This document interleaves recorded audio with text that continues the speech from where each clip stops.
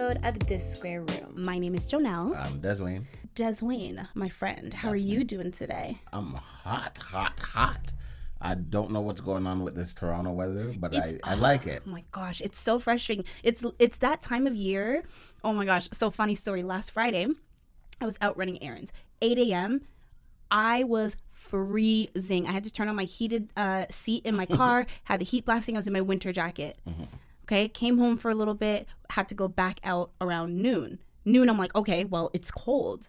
I wore my jacket. I looked like an idiot. It was so hot by noon. And I had to blast the AC in my car. I was like, what is happening? It's literally I mean, listen, I'm not complaining about the warm weather, but this drastic change is too much. I like it in a sense because it's still breezy sometimes, but I'm not with this. It's the changes, because it's like, how do you dress? You don't. You don't. You just don't leave your house. You bring a little bit of everything or bring nothing. All or nothing. Yep. Very fair. How are you? Oh my gosh, it's so nice of you to ask. Come on, I have to.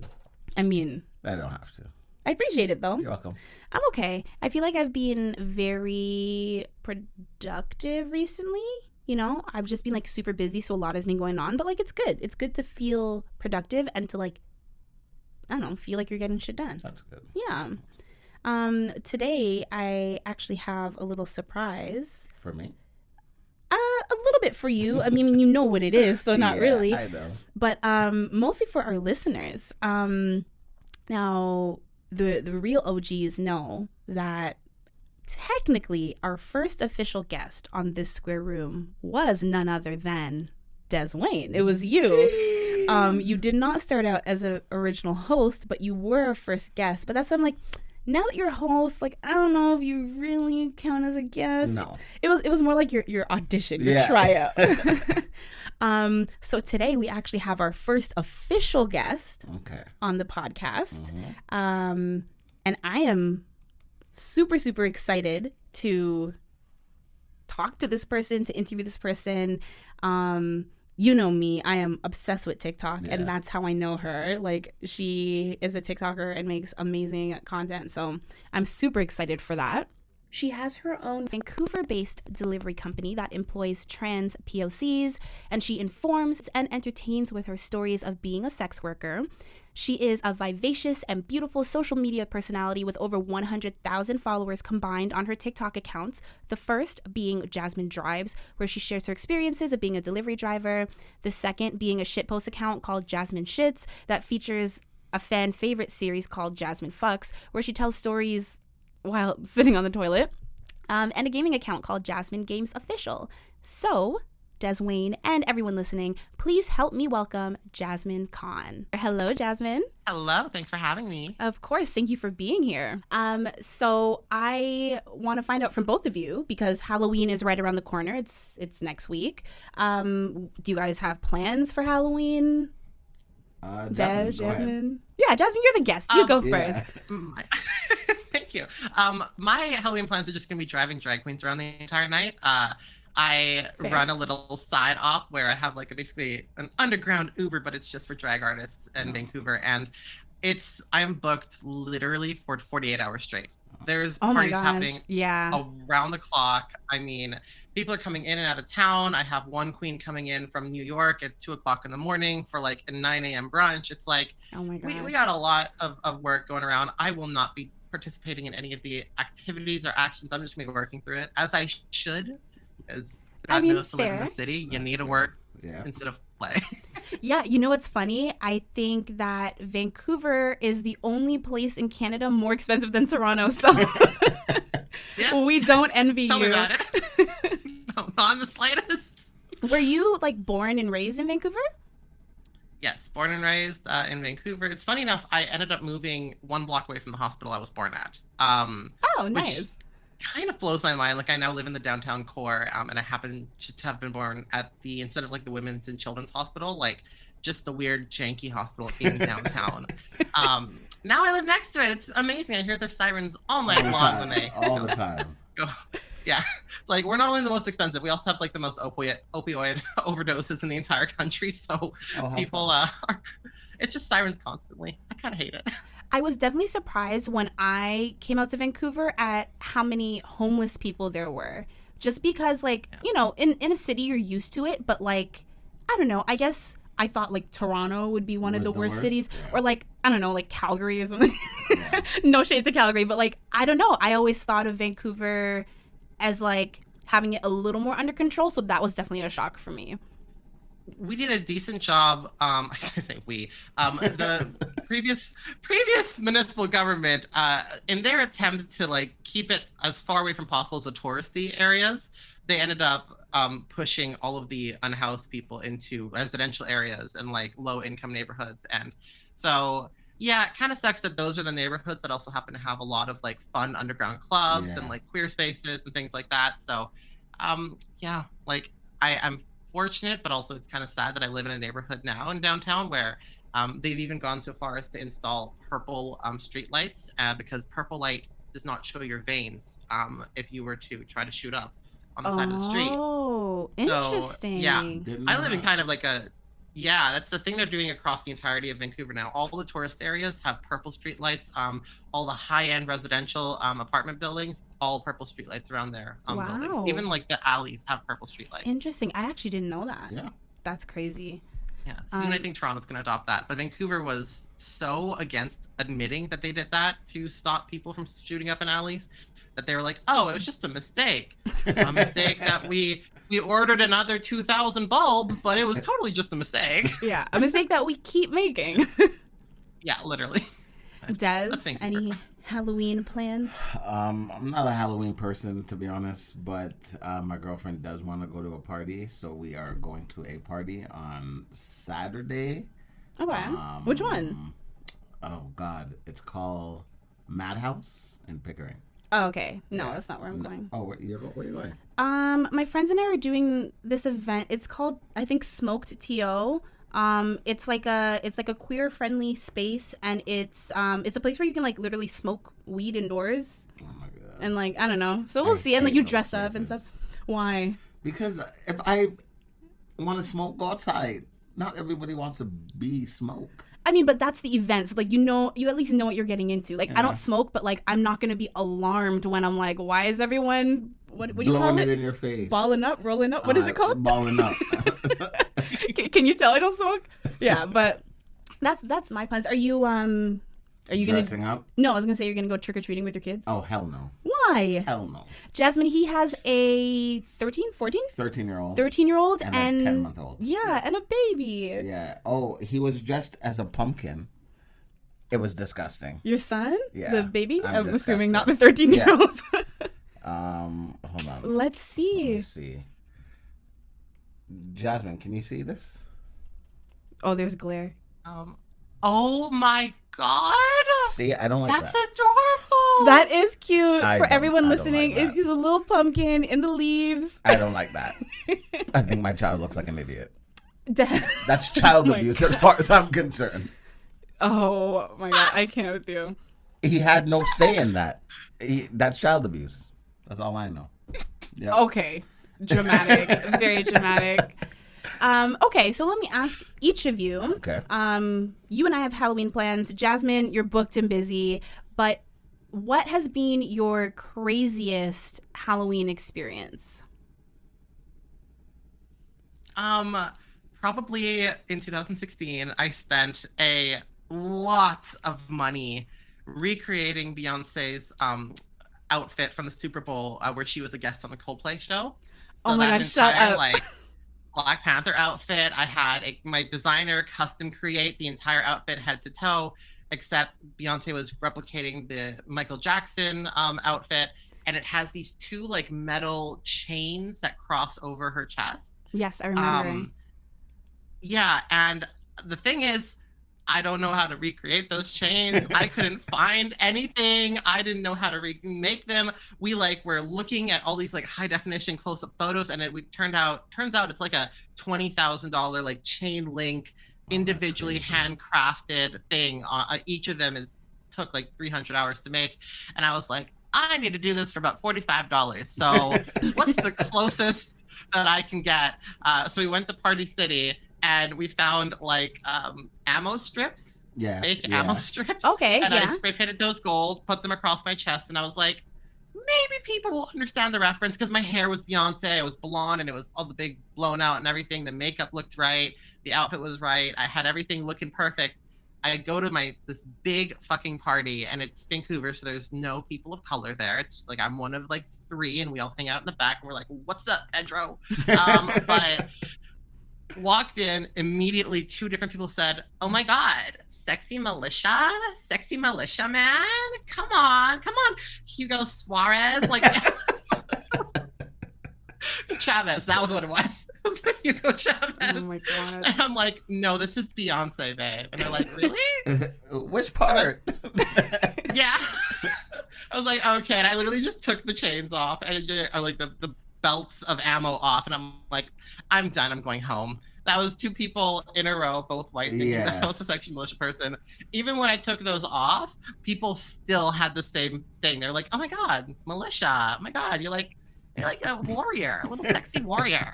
That literally reminds me of, was this maybe 2016 as well or 2017, where I went as Gamora from Guardians of the Galaxy and I did like the full green paint. I spray painted a wig. I like cut up a shirt, and all night I got She-Hulk? Are you She-Hulk? And I was like, no. Yeah, so I feel your pain on that one, definitely. That literally was, okay, fucking 4th grade. I did not dress up for Halloween at elementary school. None of the cool kids were doing it, but I did wear an orange shirt to be festive. My favorite orange puffy fleece sweater. Going to school right off the bat. A kid comes up to me and he's like, oh, nice costume. And I'm like, I'm not wearing a costume. He's like, you're fat and wearing orange. You're a pumpkin. Did you punch him in the face? Oh. No, I threw him down a flight of stairs the next year. Okay, that's fair. You're like, remember what you said to me last Halloween? I hope that your shin broke. Like, sorry. I got suspended for 1 day because I was like, it was worth receipts, it, bitch. I showed my principal my diary, and I'm like, today Colin harassed me. I fully made up the diary though. Like I literally. No, because you know what's coming next, so you have to. Literally, I threw this kid down the stairs because he pissed me off. He was my bully, and then I was like, totally I need justified. some type of proof. Yeah. I literally went home for the entire night, like with this old notebook, and I was like, okay, every day I have to change up which hand I used to write. I have to write something stupid here. I have to miss a couple days. Here. Okay, Criminal Minds. What? Yeah, like literally came to school the next day. They're like, yeah, you're gonna be suspended. I'm like, no, but look, he was my bully. Here's my diary. And they like start reading through it. And I put super embarrassing things in there. Like one of the things I was like, today I licked a banana like it was a man. Like I 4th grade.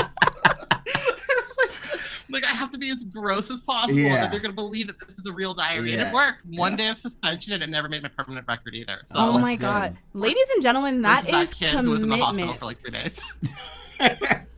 Listen, don't mess with Jazmine. Fuck that kid. Yeah, really don't mess with me. I'm like, fast forward, an adult, 40,000 screenshots on my phone. I'm like, I got receipts. Receipts. I'm one of those people who never deletes text because I'm like, you never know. I can pull up what you said in 2014. Don't mess with me. See, I don't delete text because I like to read it back when I'm lonely. Yeah. Does. I know people have been using vanish mode on Instagram recently, and I figured out the way to get around it. Like, tell us. You gotta maybe just like swipe out of the app and then just like slowly swipe up on your phone where it shows a preview of the message from the app that was open last. If that makes any sense. Yes, it does. You can screen record, or you can screenshot and open the notification. Okay. Yeah, my friend, a TikTok personality this morning sent me a nude, and I was like, babe, don't send that in vanish mode. I know how to screenshot that. She's like, go ahead. Nice. Show everybody my titties. I'm like, work, done. And she was surprised because she thought that I was bluffing, and I'm like, well, here's the screenshot. She's like, get rid of that. Delete it. Like, don't send me your titties if you don't want them on the internet. I don't really have any Halloween stories because I don't do Halloween, so. Never? I've gone trick-or-treating, but I was like 7. I've never dressed up. You've never dressed up? Never. Now that I think about it, I've never seen you dress up. Not even as an adult. The most. Didn't you host the Halloween event last year? Did you not dress up then? All I did was buy, those masquerade masks, and I didn't even wear it.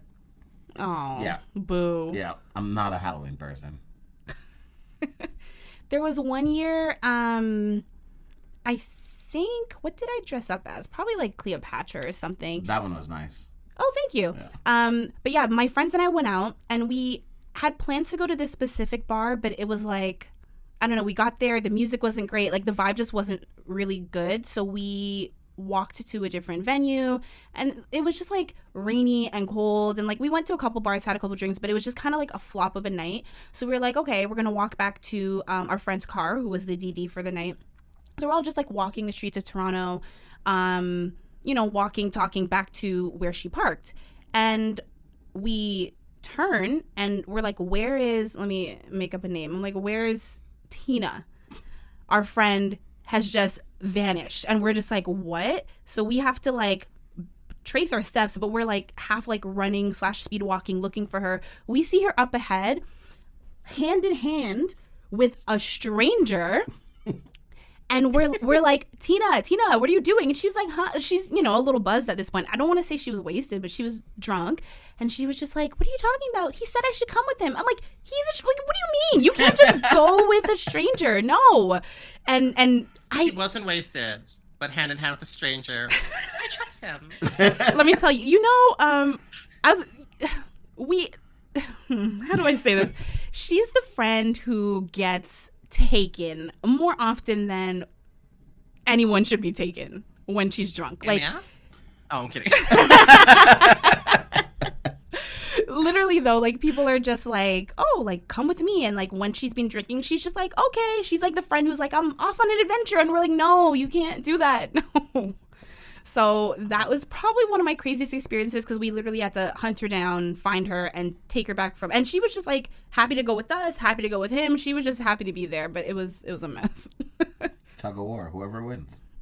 I mean, I guess, like, yeah, because he was kind of like he was insistent, but we were like, what do you, sir? What? No. He's trying to get his dick wet. Duh. Yeah, but like also, who just walks up to someone on the street and is just like, come with me? Like, I wonder how many times that's worked for him. You've done that? Oh. Like, I mean, I have been known when I'm in a mental state of just perversion to go up to just random guys and be like, you look like you have a big dick. Do you want to show me? Like, see, I think that's different though. That's different. Just like just literally grabbing someone and saying, come with me though. I feel like that's way different. Yeah. I mean, it's also different when it's a guy with a girl as opposed to like a girl being like, hi, show me your dick. Come with me. Exactly. The minute you say, hey, the guy's like, yeah, I'm down. And I'm yelling, no, stranger danger. But yeah, so Jazmine, I had mentioned that you on your TikTok you have amazing stories that I am a huge fan of, aka your Jazmine Fucks series. Would you? I've been doing everything but fucking in that series. Yeah, literally. Well, every time that I post a video where I talk about actually getting fucked, they get removed, and I'm like, okay, well, you know what? It's Jazmine Slurps now. I'm sorry. Like it's. I'm surprised though, because you're very like censored while still giving all the tea, but like you're very. I don't know how to describe it. You say it in a way that it's not TikTok friendly. Yeah. TikTok friendly, as friendly as you can be talking about sex on TikTok. You know. Literally, I tried so hard, and that was kind of the joy of that series when I first started it. Was like, okay, I can't say dick, cock, and balls, so I'm just gonna have to say, banana, eggplant, and corn dog. Corn dog. Oh. I don't like that one. I don't like corn dog. Corn dog. That's me when I get fucked by a brown guy.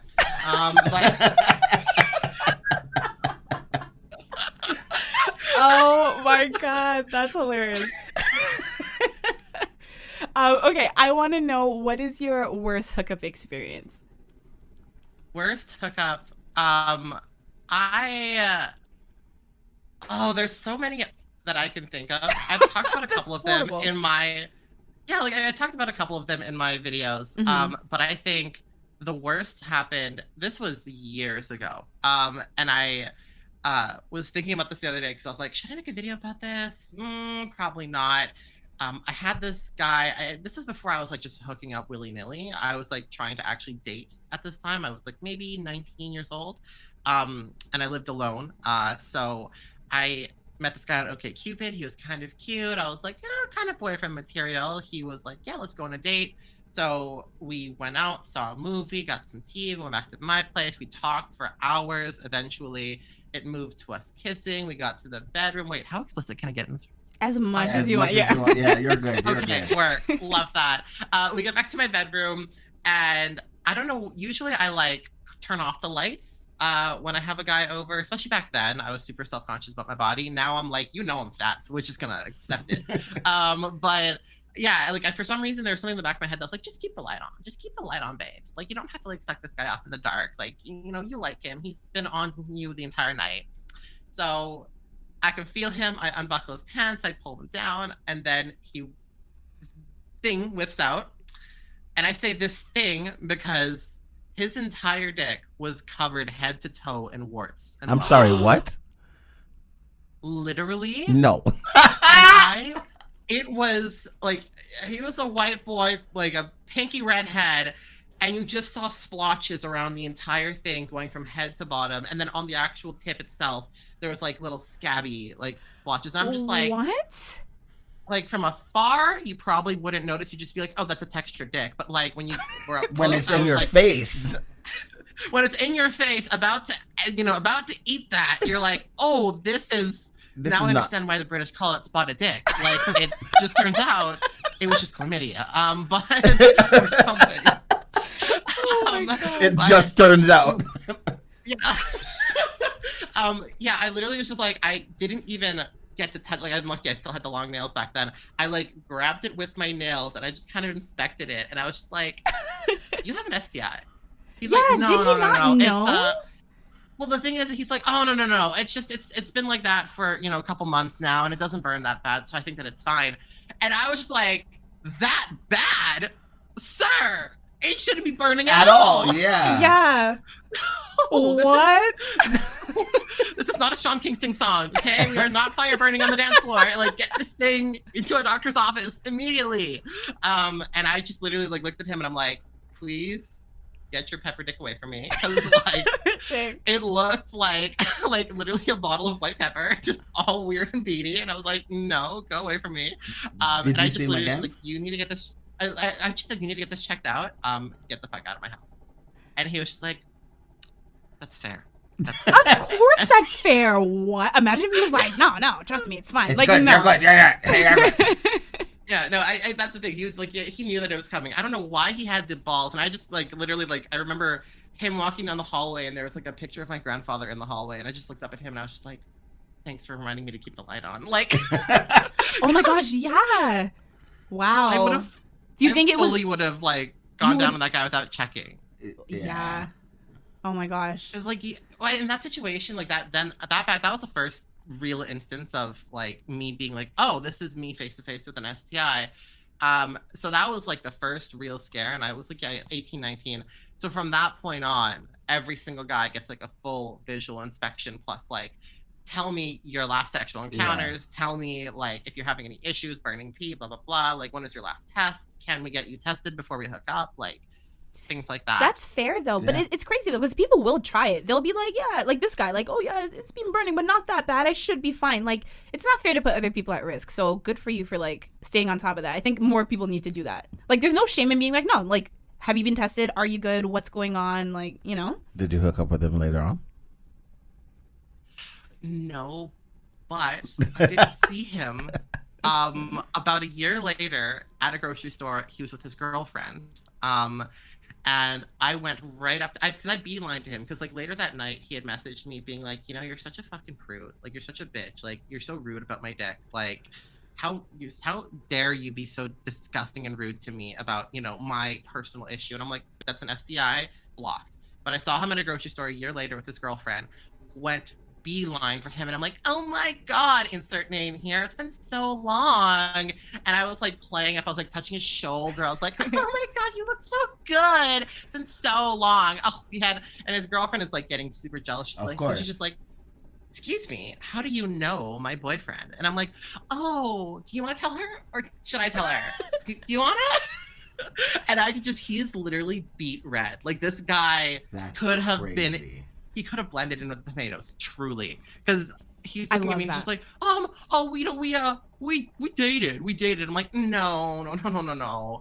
We went on one date and then you pulled out your chlamydia covered dick. Oh my God. And tried to get me to suck it. And then got mad at me when I kicked you out of my house, and then called me a bitch and a bunch of other slurs. Did you want the screenshots? Because I probably have them on my phone somewhere.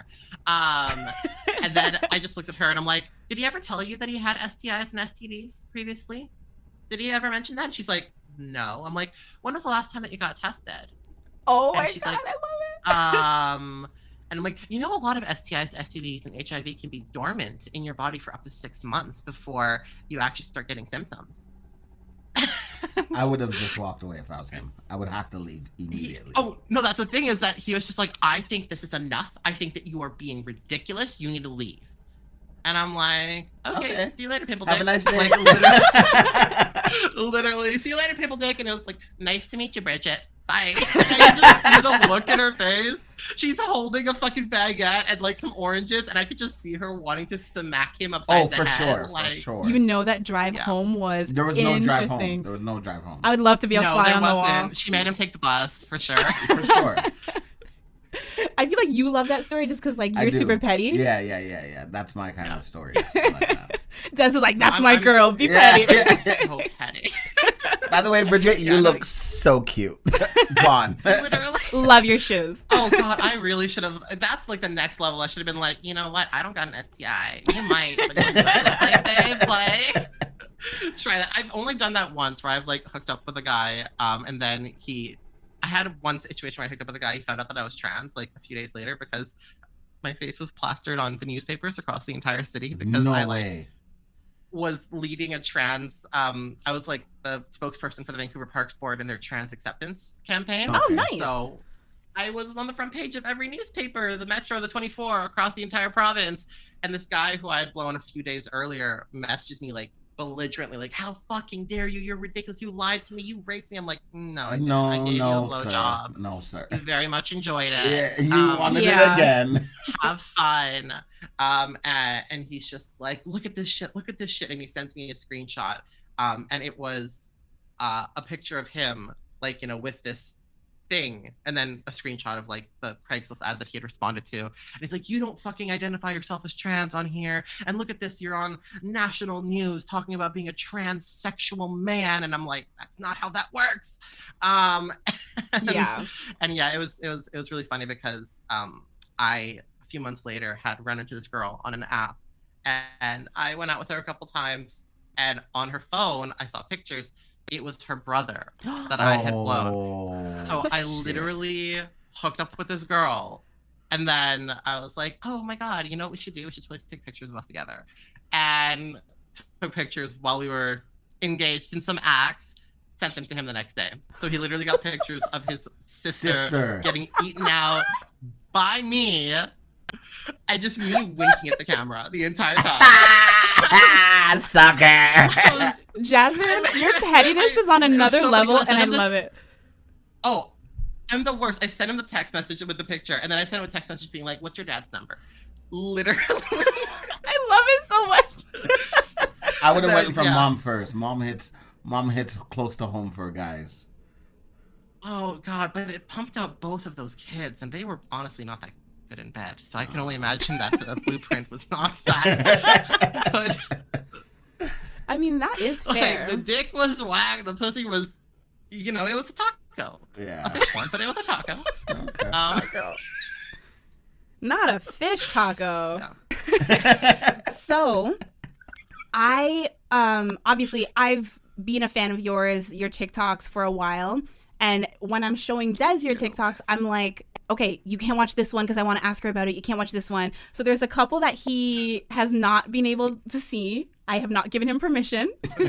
So I would love for you to share one of my favorite stories, because I feel like your sex life to me reminds me of like a porno in like a good way. The dentist story. Yeah, the dentist story. I'm like, this is something that I could not fathom actually happening to me. Like, this is something like you watch on a screen. So would you mind sharing?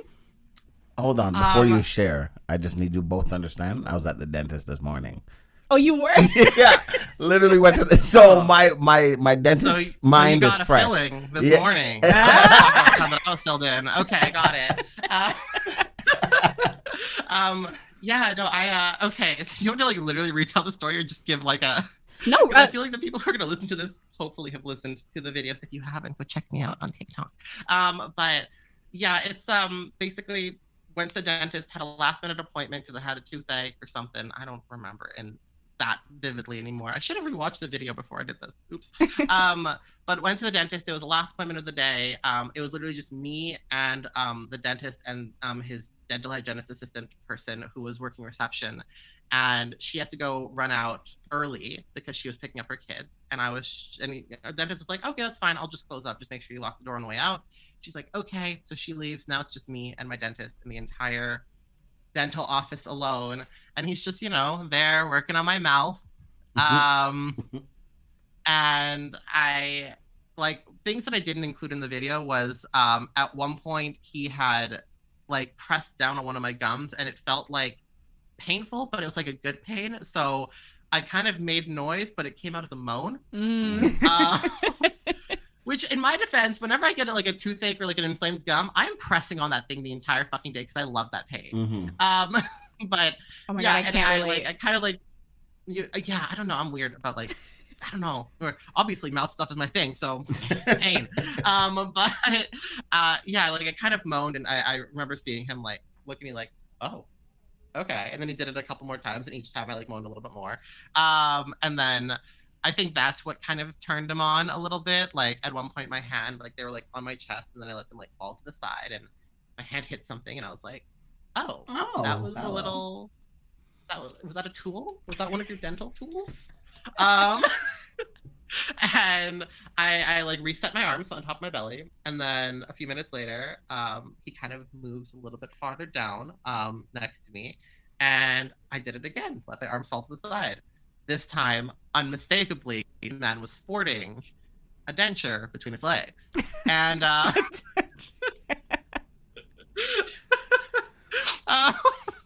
but yeah, and I just remember making like eye contact with him as I continued to move my arm like up and down on top of his bum. And yeah, eventually he like, and this goes on, and I don't think I really talk about this in the video. This goes on for a while. Like he fully finishes up my entire mouth while getting slowly jerked off through the pants. Like literally. Oh, really? Like he had to finish filling everything. He was having to cure everything. Like as he was sitting there with the UV light in my tooth, like trying to fix this filling that had cracked. The entire time I am fully just like gripping on and stroking him through his pants. And then literally the second that he is fully done, he doesn't even make me rinse the mouth out. Like he was literally so fucking horny that the second that he's done, he literally just says, I'm done. Do you want to suck it? And I'm like, oh my God. Can I do that? Can I do that? Yeah, right after that. Don't have to wait half an hour. I'm like literally, and he's just like, oh, fuck, yeah, no, you probably should be waiting, but I can't. And he like literally just whips it out. And I'm just like I give a fuck it. I just like jerking him off. But he only lasted maybe a minute at that point. Like, yeah, because he was ready to explode. Well, yeah, to be fair, you were kind of like edging him for a while. It was like 10 pumps, and then he, his filling fell out on my face. That's basically what happened. He really said, brown on the outside, white on the inside, you're a Twinkie. But yeah, that was fine. I never got billed for that appointment. My insurance never heard about that appointment. Of course not. I never saw him again. Never. And I was so mad too, because the next time that I went into that dental office, like a year or two later, he wasn't working there. There was no record of him there whatsoever. When I asked them, like, hey, so I got this filling done here last year, blah, blah, blah, blah, blah. Can we check this one out? Can we do like a cleaning? Because, every year we get one for a discounted rate. And they're like, we don't have any record of you in our system. Oh, was that visit your first time there? It was actually my third. Oh, because I was going to say, like, did he, like, wipe you from the system? But... Yeah, he had to have. Yeah, no, like, it was my third visit there, but he was the first time that I'd ever been with him. Right. There was always this one other dentist, this female dentist. This was the first time I had ever had a male dentist. And I was just like, I got a horny 20-something-year-old. So I was like, sure, if I can get this fantasy done, we can get this fantasy done. But literally, there was no record of me in their system. And I'm like, how the fuck is that possible? And the girl working at the front desk, I was just like, don't you remember me from last year? I think that was you that was here. She's like, nope, I don't have any recollection of that. Sorry. Oh my God. Oh. Nah, they definitely know something was up with this guy and they just don't want it associated with the dental office. I suspect that he was disbarred and that, like, he was having relations with more than one customer for sure. Probably. Yeah. Either that or he did the Men in Black, like, flash thing, so you like erase everyone's memory. It's one or the other. I don't know. You guys can decide. Little did we know he was actually an alien in disguise. Collecting broken teeth. It's plutonium. Another very wild story, and it's funny because I almost played this one for Des, but I was like, no, like, I want to ask her about it, was the teacher story. This one, it's interesting because, you know, I feel like you for sure, Des, have talked about, like, being young and seeing, like, a hot teacher and what, like, I don't know. I feel like a lot of straight men, like, love the idea of, like, a teacher approaching them for anything. You know what I mean? Yes. So, like, for a lot of people, it's a fantasy. Yep. So that's why I was like, I feel like you might like the story. I don't know. The dentist one too. Oh, I know. Yeah. Since I've been going to that dentist for maybe like almost 15 years, and from I was a kid, her breast used to always kind of push against my cheek, and I'd always kind of like move my mouth a little bit. You're moving your mouth while she's working on it? Yeah, like she'll, like my mouth is open and I'll like kind of move my jaw. Yeah. Oh my God, the fantasies I had about her. This is while you were a child? This is while I'm like... Are you trying to like breastfeed? I knew what I wanted. That's all that mattered. This is an audio podcast. I'm trying to bury myself right now. Oh my God. And that dentist knows what she's doing too. I know, that's what I'm saying. You have to know what you're doing. You know what you're doing. I understand an accident, but like if your boob is in someone's face the whole time, you know. Yeah, exactly. You know. That's so funny. So what happened this morning at the dentist? Nothing. Nothing? No. Oh. Maybe next time. She just gave you a fill-in and you wish you could fill her in? Yeah, pretty much. 15 years though, have the tiggies started dropping? Like, are they now? Are they now more in your mouth? I think what she does, like, in your mouth. She changed her bra, so it's more of a push-up now, like holding it steady. So they still look pretty perky, but I know when she takes it off, it's not as perky. But it's okay, she's still cute. The fact that you can tell that she's now wearing different bras, I hate you. I hate that. Nothing I can do about being a pervert. Yeah, no, mood. Okay, the teacher one. So I'm going to tell the story, but I have a question for Des after this, because, like, you have a son who's actively entering high school now? Yes, next September. He's in grade 8 now, yeah. Okay, and so basically this was in high school. I have to be keep in mind, vague with the details, because somebody's entire life is on the line here. Of course. Not just mine.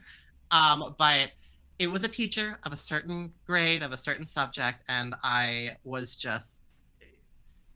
fucking up in my classes so hard. I was just like not going to school at the time. I was middle of my transition. I barely came in. I missed a bazillion classes, and I wasn't going to graduate and go to the next grade unless I was to miraculously get like 3 A's in a row, like raise my grade by I think 40%. Like it was like crazy. Like I was like a 20% that semester in that class, and I needed like a 60 to pass. It wasn't even a 50. They were like, all of your grades are kind of like at this mark, so we really need something to push you above 50% because this ain't working.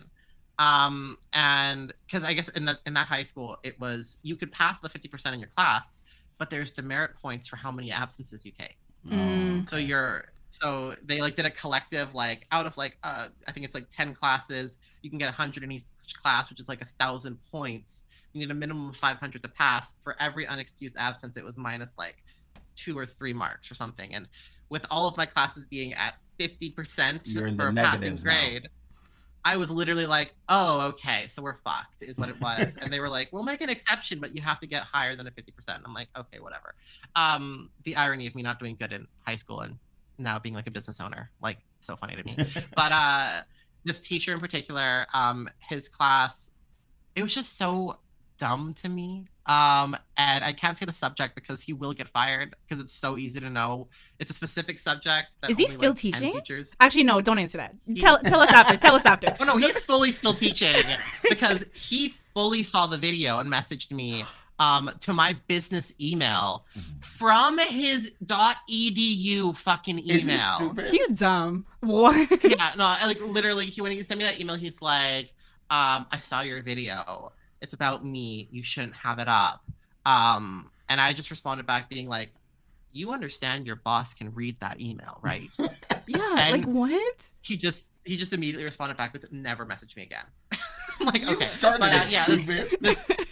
This teacher I went after class was like, please help me out. I really need to do something for a grade. Like, I will do any, extracurricular activity, any type of extra credit, anything you want. I'll do like a 25-page essay. I'll make you a multimedia video. I was lightly doing YouTube at the time. I was like, I'll make you an ad for whatever weird home Etsy business you have. Like, let me know what I can do. And as we talked more and more, it became pretty obvious that he wasn't going to let me do any type of extra credit. Yeah. Actual physical work.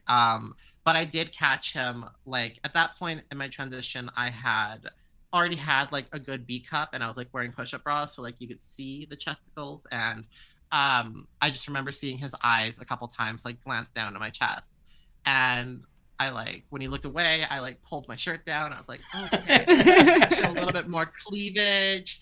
And then he looked back at me, and his eyes went straight to my chest, and I dropped something on the floor specifically so I could reach down, pick it up, give him that full frontal horse view, which by the way, I call it a horse view. Yeah, I was like, horse view. Have you ever stood directly in front of a horse, and even though they don't have titties, they just look like they have these massive jugs. Yeah. Yeah. It's just their legs and their thighs, but it's just they look like they got massive titties. I know exactly what you mean. It's the way their muscles are formed. Yeah. Yeah, I know. It's funny that I know exactly what you're talking about. I hate that. I hate horse view. That term. But I gave him it, and I looked up. I'm like, I just made eye contact. He's looking at me, and I'm just and I just remember just gently putting a hand on the edge of his leg, and I was shaking. I'm like, are you sure there's nothing else I can do for you?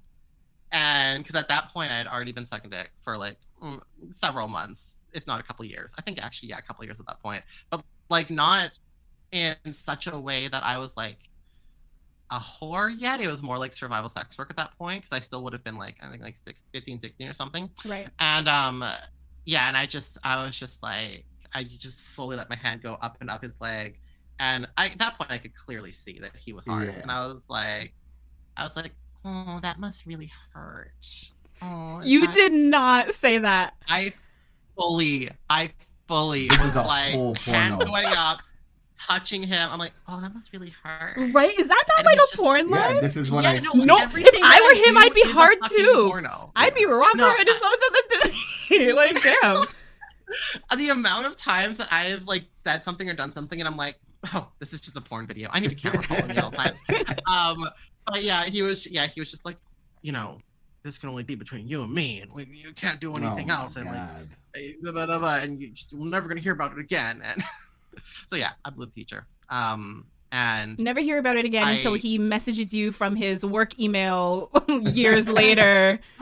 10 years later? Bro, nobody knows it was you. Nobody even knows what high school I went to, because I went to 4 different high schools. So it could have been at any of there's 3 that I went to in the course of 18 months. So it's it could have been any of those. You also didn't specify the subject or anything, No, I'm you gotta calm the fuck down. But also, why are you looking at my TikToks 10 years later?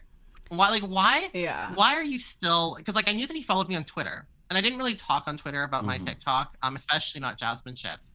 I did not mention that at all. I still, for the most part, it's kind of funny how the more popular channel that I have is Jazmine Shits, but I still am kind of more known as Jazmine Drives online just because it's the more family friendly one. And the last thing I want is for people to just constantly be seeing me talking about like sucking dick and like, you know, it's, I mean, which is funny because like, you know, what 10 million people have seen that now. So it's like, well, I guess we have to just like admit that, you know, people know me for this now. Yeah. But yeah, it was weird. I didn't mention it on my Twitter, and that was the only place that I knew that he followed me on.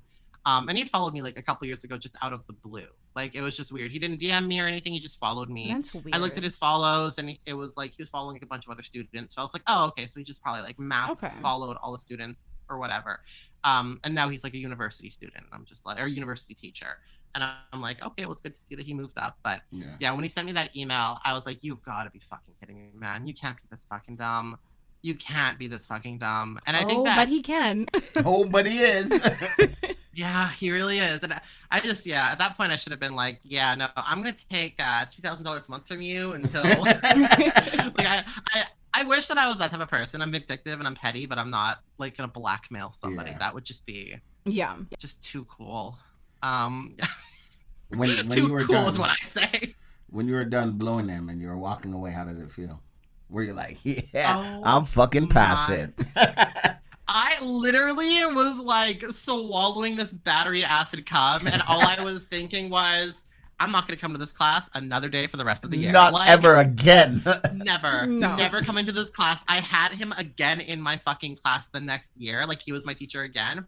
And the first day of class, after class, I just looked at him and I said, you're not going to see me again, but I'm going to be marked as here and you're going to mark me as passing. And I'm like, and if I still like you at the end of the year, sure, we can do that again. Oh my God. Like, he was just like, okay, because I got balls over that summer. Like I came back in September, and I'm like, I am your master. Yeah, you came back to school like that, bitch. Like, yeah, I literally like first day of class, and I was just like, no, and I literally never went to his class again, and I literally got a 70%, and the attendance was almost perfect. He purposefully like a couple days, marked me as not here or late just to like keep it normal, but like it was so fucking funny. Crazy. And then literally the last day of school, and I knew that I was going to another school the next semester. So I come up to his class and I close the door behind me. And then I walk up to him and I'm just like, and he's just thinking like, oh, okay, well, I did it the entire year. I held up my end of the bargain. Okay, she's going to give me head again. And then I'm just like, it was so nice having you as a teacher this year. You taught me so much. See you again next year.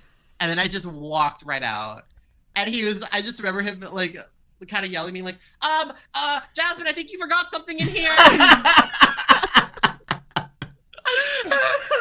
Oh my God. Like, I just walked it. right off the school campus, went straight home and was Can't like, tell that me was so shit. hard.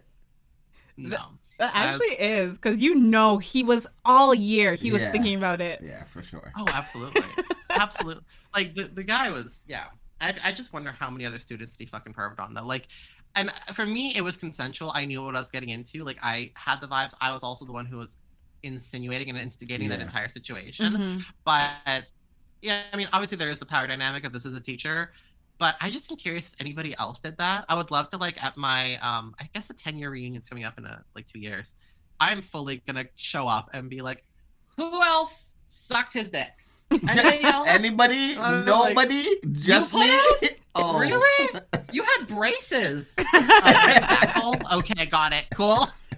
Realistically, though, braces shouldn't affect your ability to give head unless you're like all teeth, right? Like, I feel like it shouldn't.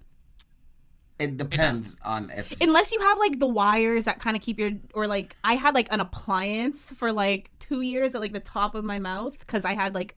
What's it called? So what you're saying is you have to use your ass for a lot of that. What I'm saying is ain't nothing happening. I mean, I was also, like, you know, it's me, so what was really happening? Age doesn't matter. Okay, relax. No, but, like, I don't know. I feel like braces in the front, like, that doesn't... It does. It affects it? Mm-hmm. You speak from experience? If you don't know what you're doing, then yes. But once you get used to a dick in your mouth, yeah. I mean, I guess. I'm literally trying to picture it because I'm like, braces are in the front of your teeth. Like, the dick should not be, unless you're rubbing it against your teeth. Yeah, like, rub it against everything. Not when you have braces. Slap it on your face. All of that. All of the above. Look, I would rather fuck an armpit before I'd fuck somebody with braces. I'm sorry. Like An armpit. I'm like, at least that's not gonna like scratch me accidentally. I don't know. Like, For me, it was kissing people with braces, but like when, like you could tell, like, you know, like when the braces aren't like cleaned out and you have little gunks of like food in there, and it's just like, I'm sorry, like I can't, like I'm gonna vomit. Like I'm sorry, I cannot. Yeah, that's me with Irish uncut guys. They're always got a little bit of cheese in the dick, and I'm like, no, Oh my get God. out. Irish specifically? Oh, so Vancouver has an issue with Irish immigration. Every fucking dating app, it's just Irish guys. It's literally just like, hung, uncut Irish. I'm from Ireland. You want to I'll outdrink you and then we'll fuck. Like, it's just literally, it is the worst. And I've given like 5 different Irish guys a chance now, and all of them are the same fucking musty, moldy, groldy. No, get the fuck out of here. I don't want to deal with that shit. Like, it's bad. Like, No. I like got really desperate like a couple weeks ago, and I had one come over, and I was like blowing him, and I'm like, I can smell your asshole from here. Like, no. literally, I was like, the hilarious. dick already smelled, and then I was like, as I like bottomed out, I'm like, That's asshole smell. this is coming from the back. Yeah. Stop. Oh my God. Do people not like courtesy wipe before they like? Not everybody, no. No, one of the guys that I blew last night, literally, no. Literally, like, he showed up, and I was like, hey, just checking, hygiene's a huge thing for me. You did clean and shower before you came, right? He's like, I'll be honest, I didn't, but I'll make sure I clean it up for you in your bathroom. And I'm like, okay, sure, whatever. So I like left some lots of soap and like cleaning wipes and everything. Only cleaned his dick, and he's cut. So I'm like, bro, there's not much to clean there. You have to focus on the balls and ass at that Everywhere. point. Yeah. And his ass was so sweaty and smelly that when he left my bed, I could still smell it on the sheet.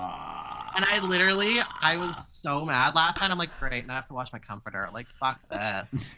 No. Like, thank God I have an in-suite, because otherwise I would have been literally just dead. I would have been like, no, I'm not doing this. I was disgusted. Like, no. Yeah, no, a lingering smell. That's oh God. I'm disgusted for you. Yeah, I mean, like, it lingered. Like, so imagine what it was like while I was actually giving the head. I was like, yeah. Actually, that guy was fun, though. He was, because I got him off twice in 10 minutes. It was, I don't know how. Shit. I don't know how. I gave him head. He blew in like 5 minutes, but he didn't soften fully after. Mhm. And I'm like mouthful of cum, and I'm still sucking. And I'm like, when is this guy going to deflate? Yeah.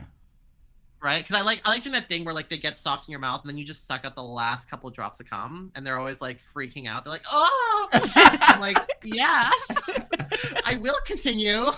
You will have to grab me off, pull the carrot out. It's fine. Like, Stop me!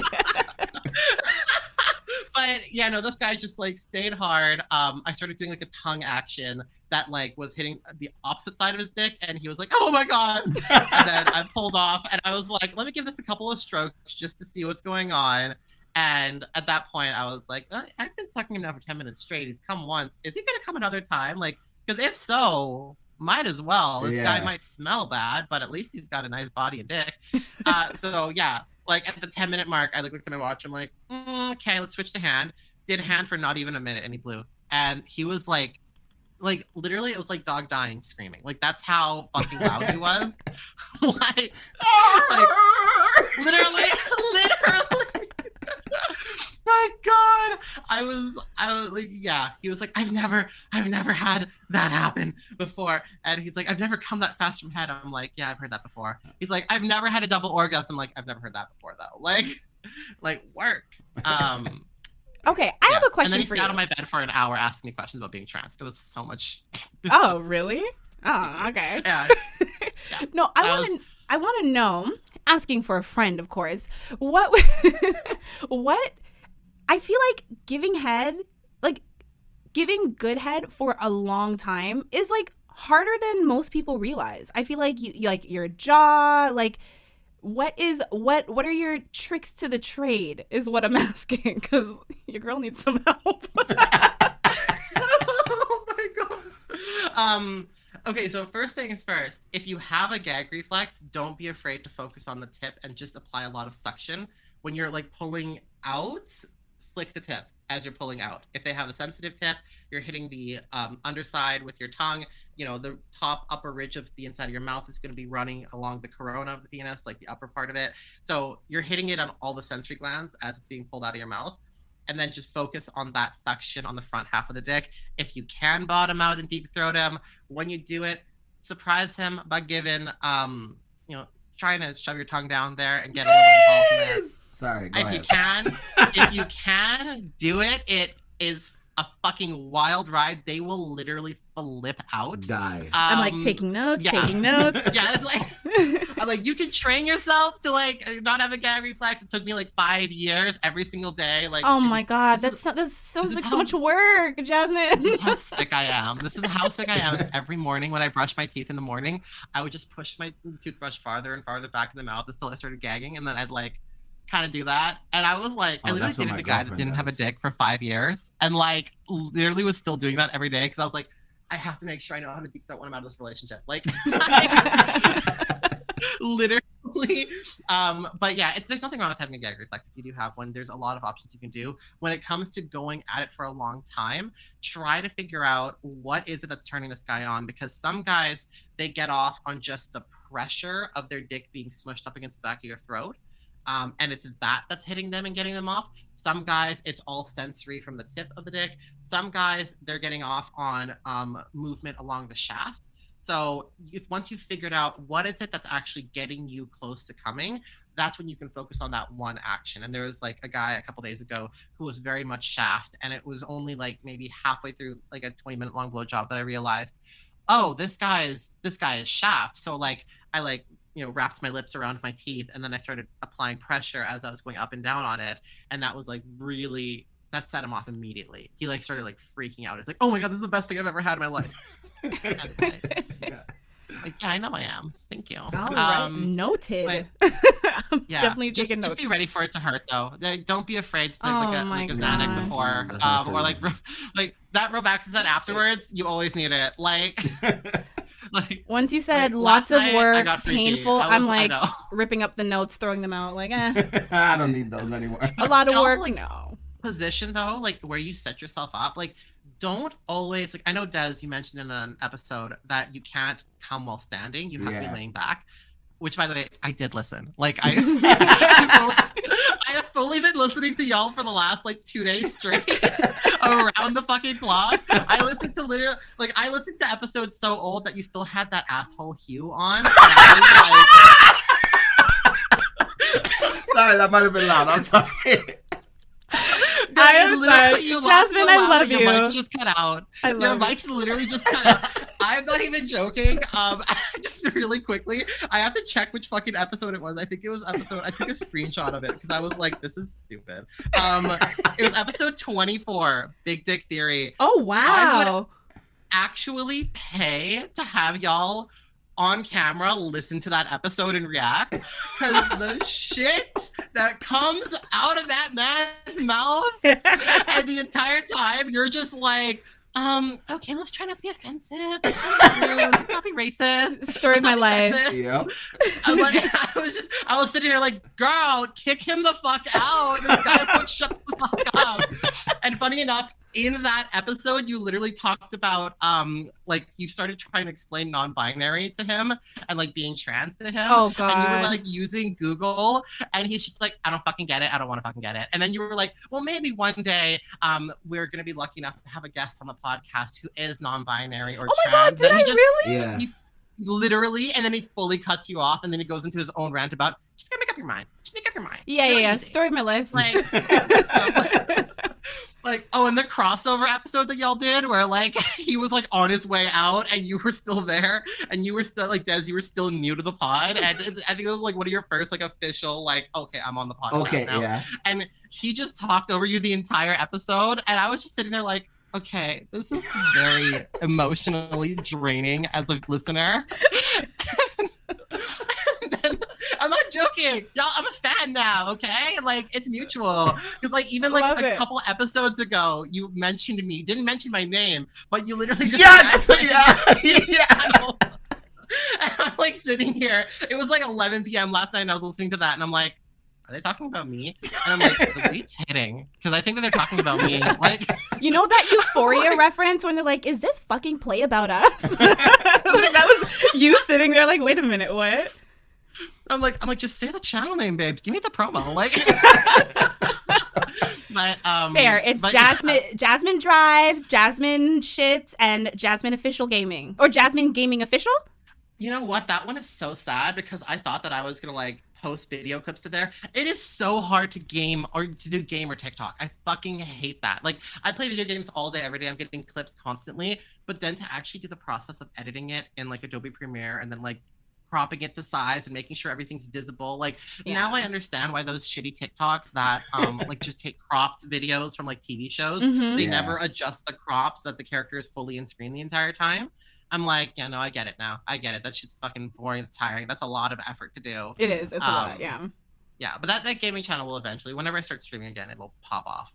Probably, hopefully. But it is so funny when you look at like my trio of channels and you have like 50,000 followers, like 70,000 followers, 141 followers.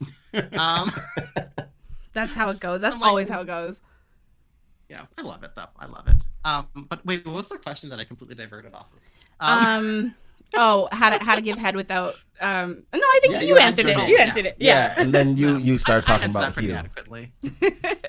Yeah, I think now would be a great time to get into a listener question. So, Jazmine, as you know, since you listen to the podcast, we like to answer questions submitted by listeners, and we would love for you to join us with this one.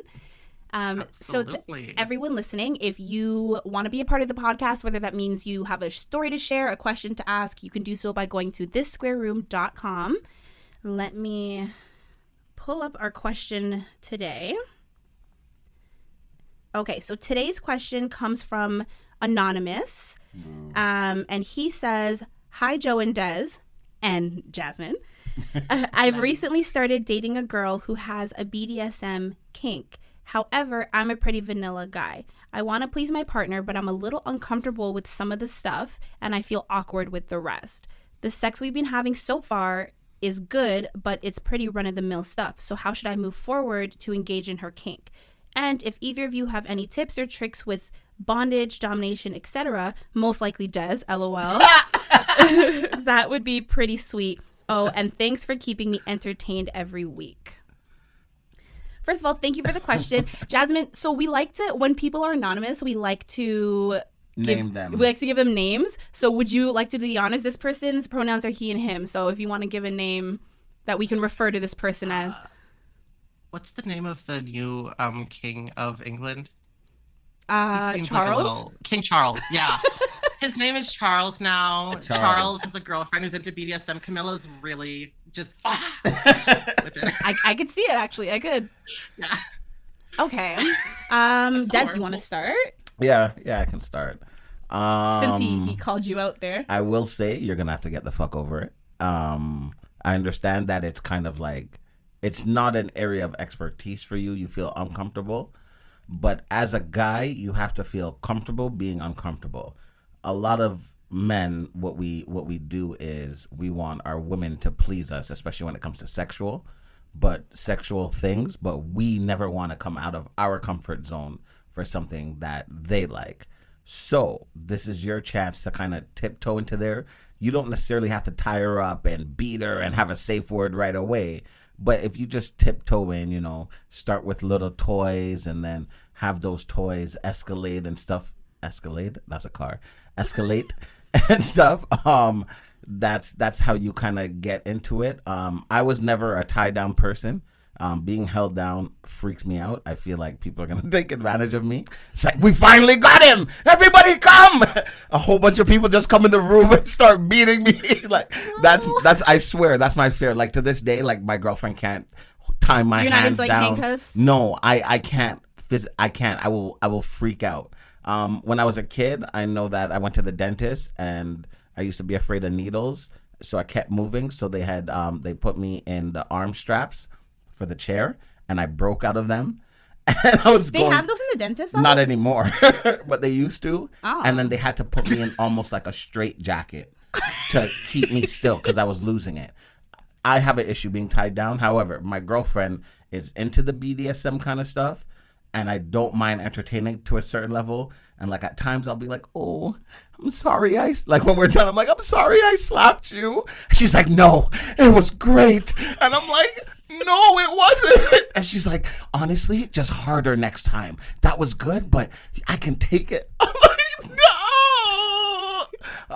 But I don't mind doing it. So you're like Charles in this situation. Yeah, exactly. So on a natural day, I'm more of like, let's just make love, let's take this easy. And she's just like, fuck the shit out of me. On an average day, I feel like you're not a make love type of person. No, I am. Are you? Yeah. Oh, yeah. You couldn't tell on the podcast. I feel like on an average day, you're like, I'm gonna fuck the shit out of you. No, type of guy. that's only when I'm feeling like, yeah, when the alcohol hits right, and you're like, ooh, we're gonna fuck today. I just want everyone listening to know that Jazmine is listening with her jaw is just on the floor right now listening to this. Last night, me and my girlfriend, I told her she wanted to go on a date. So I'm like, okay, here are 3 places, pick one. So she picked one. I'm like, okay, we go there. She dressed up, I dressed up. Order anything you want on the menu. She ordered lobster and this and that. That she said the whole meal itself gave her an orgasm. And she's like, we're fucking tonight for sure, blah, blah, blah. Okay, cool. Before we leave, I order the same thing again so she can bring it home. And she's like, no. We are fucking tonight because this food does, yeah. So we went home. We went back to her house. We were like making out and stuff. And she's like, okay, let me go shower and then I'll come back. And I'm like, honestly, I can't wait for you to shower because I've been waiting for this for like a week.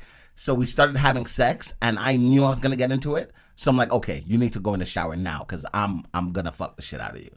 So on regular days, I'm more of a make love, but on a I'm going to fuck the shit out. I was choking. I was slapping. At a point, I knew she couldn't breathe, but that wasn't I don't care. You'll figure it out later. Yeah.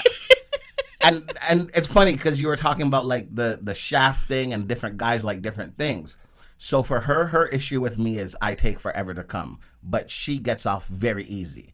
So in 10 minutes, she can come 3-4 times and she's like, oh my God, all my energy's gone. And I'm like, well, I got another like hour to go. So what do you want to do?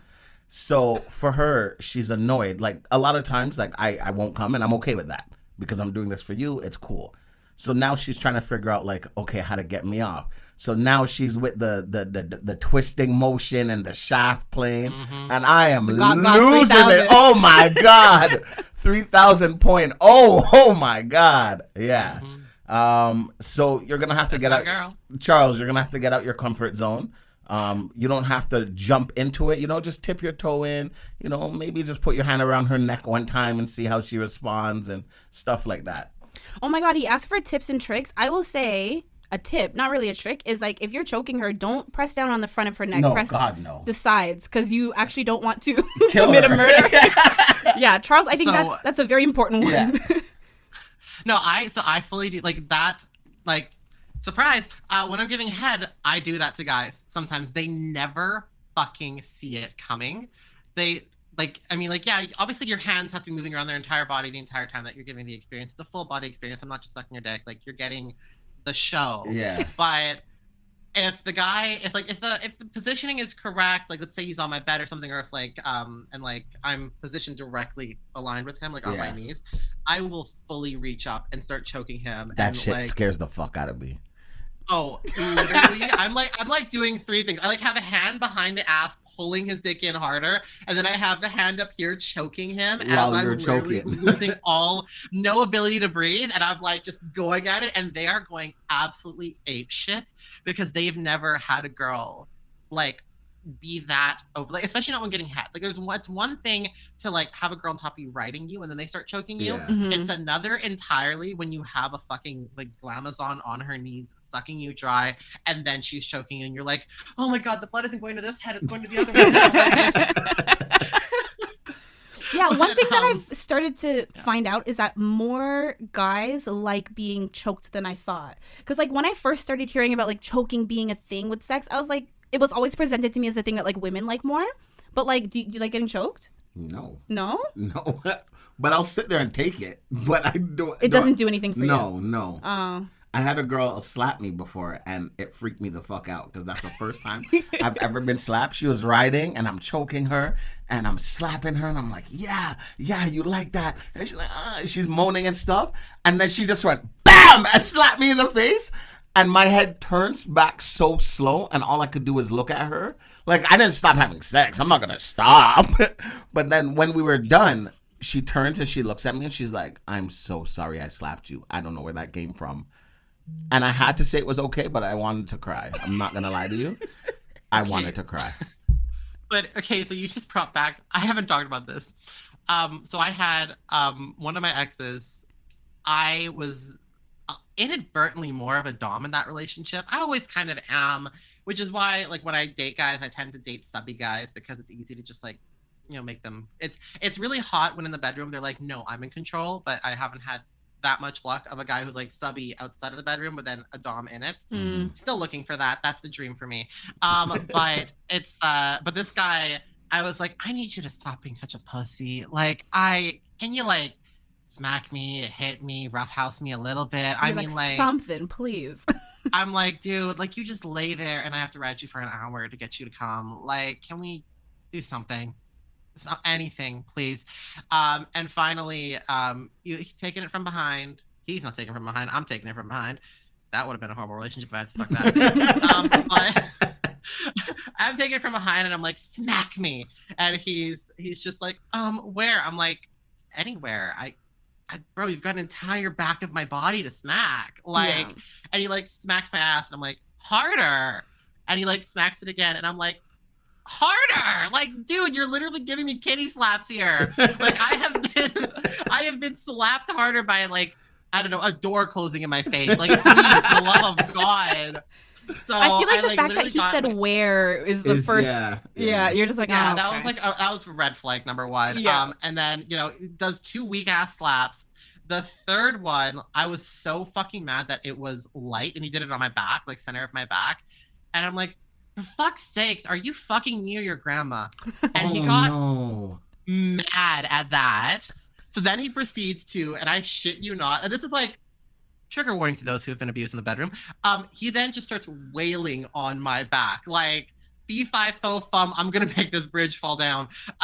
Like, hitting the shit out of my back with his fists. And I was like, oh, okay, that's maybe a little bit too hard. Like, and he just kept on hitting. It went on for like a full minute, and then I like kind of like look back, and I'm like, he sees the fear in my eyes because I'm like, oh, I'm literally being assaulted right now, and he sees the fear in my eyes, and then he literally just breaks down, crying, fetal position, holding himself in the fetal position, crying his eyes out. He's like, I'm so sorry. I'm so sorry. I hurt you. Oh my God. Like, we have issues to deal with. We have some things to unpack. We gotta talk about something. Like, there's something deeper here than you and me. Like, we need to solve what that issue is. Is Grandma okay? Grandma triggered him.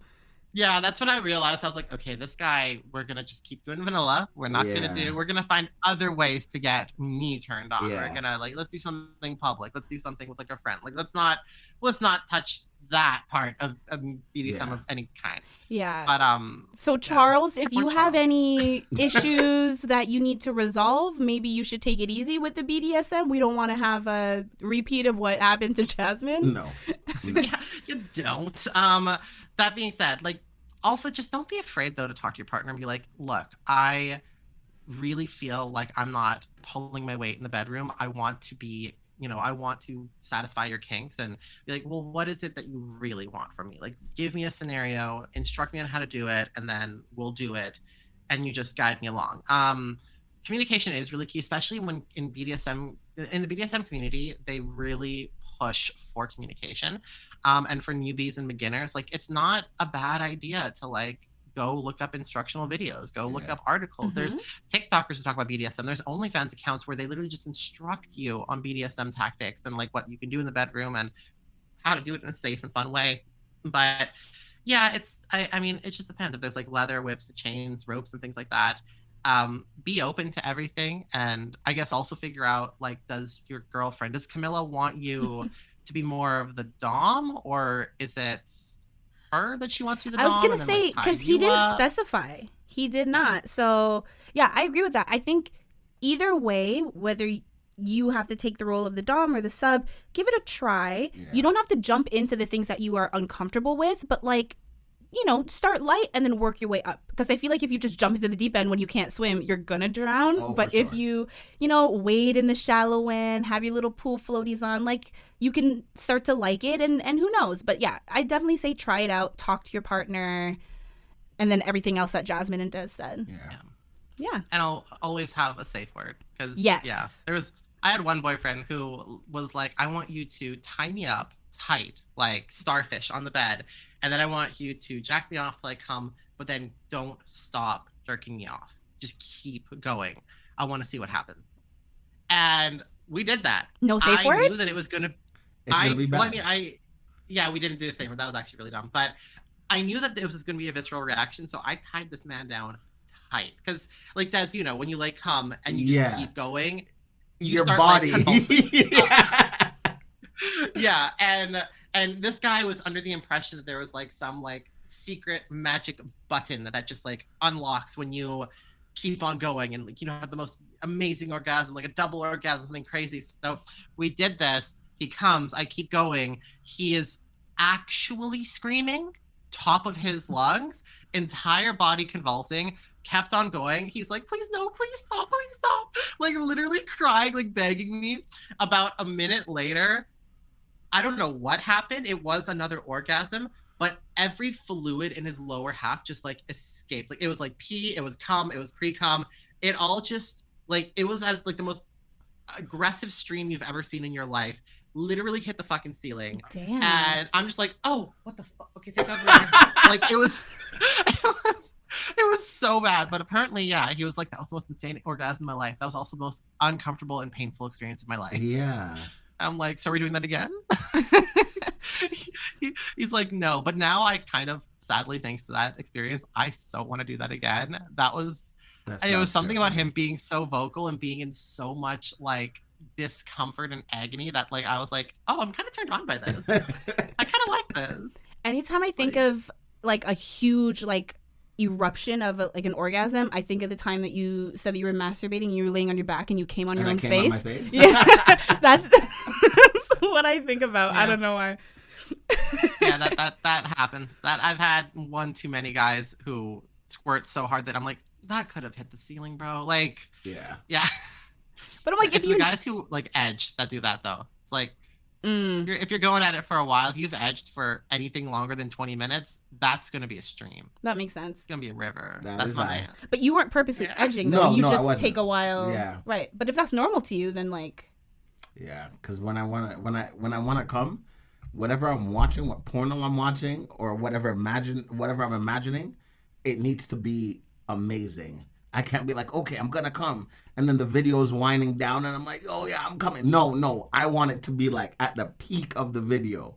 So I have to go through like 10 videos. Oh, like you go through start to finish 10 videos? Yeah. So when I want to do that, what I do is I just read erotica, like sexstories.com. I will go on there. I'll find like a 3-parter. And even though you will go through sex in each part of it, it's like that final episode, chapter, whatever it is. At that point, you've been reading like for a good hour at that point. You're like, okay, this final one, this is a big one. This is where the brother fucks the sister and the mom on the plane. Crazy shit! Like we're going all balls to the wall. Erotica writers, I feel so bad for them because they have to just keep on finding new things to fuck at that point. Yeah. And it's like, you're like let's have a weird incestuous story of like a hometown stepson mother situation. I put it down on paper. Well, now the guy's fucked his mom. I can't just keep making stories about him fucking his mom. So now he has to fuck his stepsister. Yeah, exactly. Oh, here comes in the hot aunt who totally isn't related by blood. Like, oh, I guess he's gonna fuck his teacher now. Like, it's just like at that point you're just like putting a camera on my shoulder, really. But yeah. But okay. Thank you so much, Charles. Again, Charles. And if anyone, I mean, I hope that was. I feel like we gave some solid advice. Yeah, and if anyone else has a question or a story that you want to submit, it is thissquareroom.com. Now, moving forward, I want to pivot a little bit. Jazmine, you mentioned, when you were telling the teacher story, you mentioned survival sex work. I would love to talk more about how you got your start in sex work and everything surrounding that, if that's okay. It is absolutely not. I'm so offended by that. Like the slight moment of panic I saw. Like no, you're good. So I came out as queer at like 12-ish. I knew something was off at that point. I was like, oh, something's definitely off. Don't know what I am. Gonna stay in the closet. For those who are listening and have never watched my videos, I was born a boy. It's so sad. And then I transitioned when I was 14. So basically, came out as gay a week after my 14th birthday.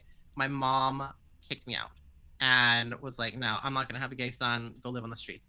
Literally kicked me out. It turns out she had been waiting. Because I did a Freedom of Information request of all my documents with the ministry when I turned 18. Mm-hmm. And turns out my mom had contacted the ministry 6 months before I'd been kicked out, being like, when can I kick out my child? Oh. And they're like, you have to wait till the kid's 14. Oh my God. And she was like, okay, sure. So, that was, she didn't realize that I did the FOI. Yeah. And I was like, yeah, no. And then I like brought it up to her a few years ago. And she's like, you're lying. That's not what happened. I'm like, I literally have documents stating that you contacted the Ministry of Child and Family Development so that you could request what was the legal age to kick out your child where you don't deal with any criminal charges for negligence of a child. Right. Oh my God. They literally responded to you being like 14. So you waited till a week after I turned 14. I had come out as gay at that point, and she was just like, fuck this, I'm not doing this. Kicks me out. I end up living kind of on the streets, in the system, safe houses, group homes, foster care for the next about 2 years.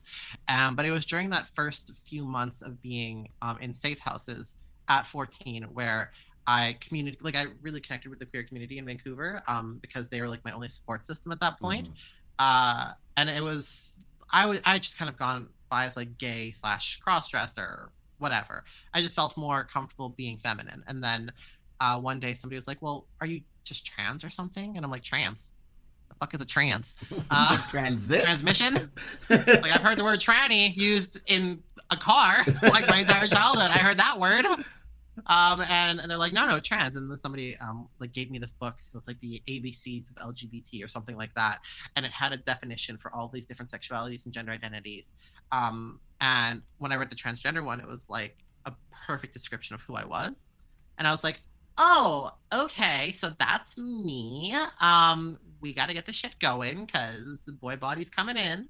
And I like started seeing a doctor. We got me on hormone blockers pretty soon. And then that was also at a point in time when you had to have gender identity disorder diagnosed for you to get any type of hormonal care in this province.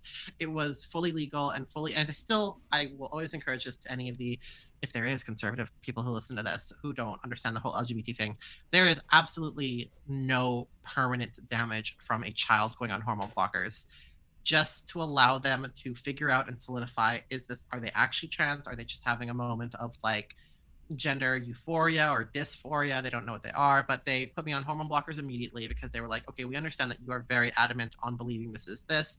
We have a history of you being kind of not so masculine and people saying that, you were very feminine as a kid. So we approved the hormone blockers immediately. And then I had to go see a psychiatrist for a year straight until I got diagnosed with gender identity disorder. And then they were like, okay, we'll start you on hormones. And I started hormones at, I think, 15 years old. But yeah, it was during that process of like, I was in safe houses and group homes. I could not get or keep or hold down a job. I would get hired places, but I had these I was basically a boy with like these long glittery fingernails, and I was just super faggoty, and I was a 14-year-old kid, so I was just like a gross sweaty kid. And I would like try to like do jobs. I worked at Value Village, and it just so happens that the Value Village that I was working at, it was close to the safe house that I was living at, but it was like the suburbs, like the boonies, where everybody's like conservative and racist. Yeah. So I was the only person of color working in that entire store. And everybody was kind of just rude to me. And then this one lady kind of, I thought she was kind of being friendly. She was asking me about my life. She had a kid of her own, and she was friendly-ish, but no, she was just trying to get information about me because she was like, well, what's up with your whole nail situation? Because that was my whole thing. That was my feminine identifier, was having long, colorful nails. Mm-hmm. And she's like, well, boys can't have nails like that. I'm like, well, I don't actually identify as a boy, so there's that. And then she went to my manager the next day and basically was just like, oh, this Jazmine made all these inappropriate remarks to me, and it was just lies and bullshit, and got me fired the next day. Literally, that happened so many different times at so many different jobs where like just employees that didn't support queer or trans people, or like were not wanting to be in the same building as one, would just come up with every lie in the book to get me written up and fired immediately. So I had no option at that point but to be like, okay, well, let me go on Craigslist and see odd jobs, gigs, so on and so forth. I'm only 14, so I can only do so much. But I was like, I'm sure there's probably a man who would pay for time with me. Like, I am horny. I want to learn how to give head. Like, at that point, at 14, I gave my first blowjob at 14. So, like, I had no real experience. And I was like, maybe this is a way that I could be appreciated. And because, like, nobody wanted to date me because I was, like, this weird mid-transition thing. And yeah, so I just like went on Craigslist and started like responding to some ads of like guys being like, I'm feeling generous today, come on over. I never told them my real age. I'd always say that I'm 16. And sometimes they would fully clock it. They would be like, are you sure you're 16? And I'd have to be like honest, be like, no. Because for those who don't know, in British Columbia, the age of consent is 16. But yeah, I would like come over to guys' places and they'd be like, are you actually 16? I'm like, no, I'm 14. And they'd be like, the ones who had like a lot of money, they'd be like, that's hot. The ones who didn't want to pay extra, they'd be like, I don't think that's really my thing. Yeah, I'm like, you're a 32-year-old having a 16-year-old over. Yeah, that's already an issue. It's your thing already, babe. Yeah. It's already your thing. Don't fucking lie to yourself. But yeah, the first experience I ever had was this like really lovely gentleman who that's weird.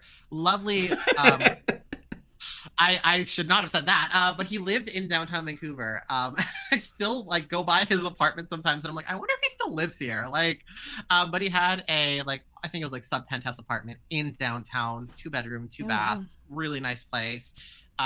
Invited me over. I was like, I have to be honest with you, I'm 14. He's like, that's hot. I'm gonna give you a little bit of extra money because you need things for school. And I'm like, okay. The guy literally just wanted me to get naked and then touch myself as he did his own thing. And yeah, he didn't try to push me into anything. He didn't try to like force me into anything. He's like, you're welcome to try giving me head if you want to. And so I took him up on the opportunity the next time that I went over. And yeah, and then it was like from him, I went to like, he referred me to a couple of his, pedo friends. And I think that's the only way that I can put it down, really. It's like Weinstein wasn't alone on that island, okay? Mr. Clinton was there too. But facts. Like, sorry to the Americans who are about to get really mad at me. Nah, they'll be okay. They know the truth. They understand. Oh yeah, good. They're aware. But yeah, I would get referred around to people, and most of the guys, if not all the guys, were really respectful of my boundaries. They wouldn't try to push anything on me. At that point, I think it was more, I didn't even look 14, but it was more so like the fact that they were like, this is a 14-year-old. Like they would have me fully hold up my ID and show them, like it says like grade 8, like grade 8 at Burnaby High School. I was like, yeah, hi. And they'd be like, oh, that's so fucking hot. I just want to come on you. I'm like, okay, sure, whatever. Luckily, I got very lucky that none of the guys ever like assaulted me or like raped me or anything, which like in retrospect, I'm like, Jesus, that could have happened so easily. Yeah. Like that could have happened so easily. Yeah. But yeah, I continued to do that. It was more of like the ministry, I wasn't able to keep down a job. I still needed to eat. I was also, I think from like the age of 15 to 17, I was vegan, like strict vegan. And they would not accommodate that when I was in the system. They would not give me any vegan food. For one of the safe houses I lived at, all that they would give me was frozen potato, like French fries. And they'd be like, there you go, that's your dinner. They'd literally make me make it myself too. They'd be like, that's it, that's your vegan dinner.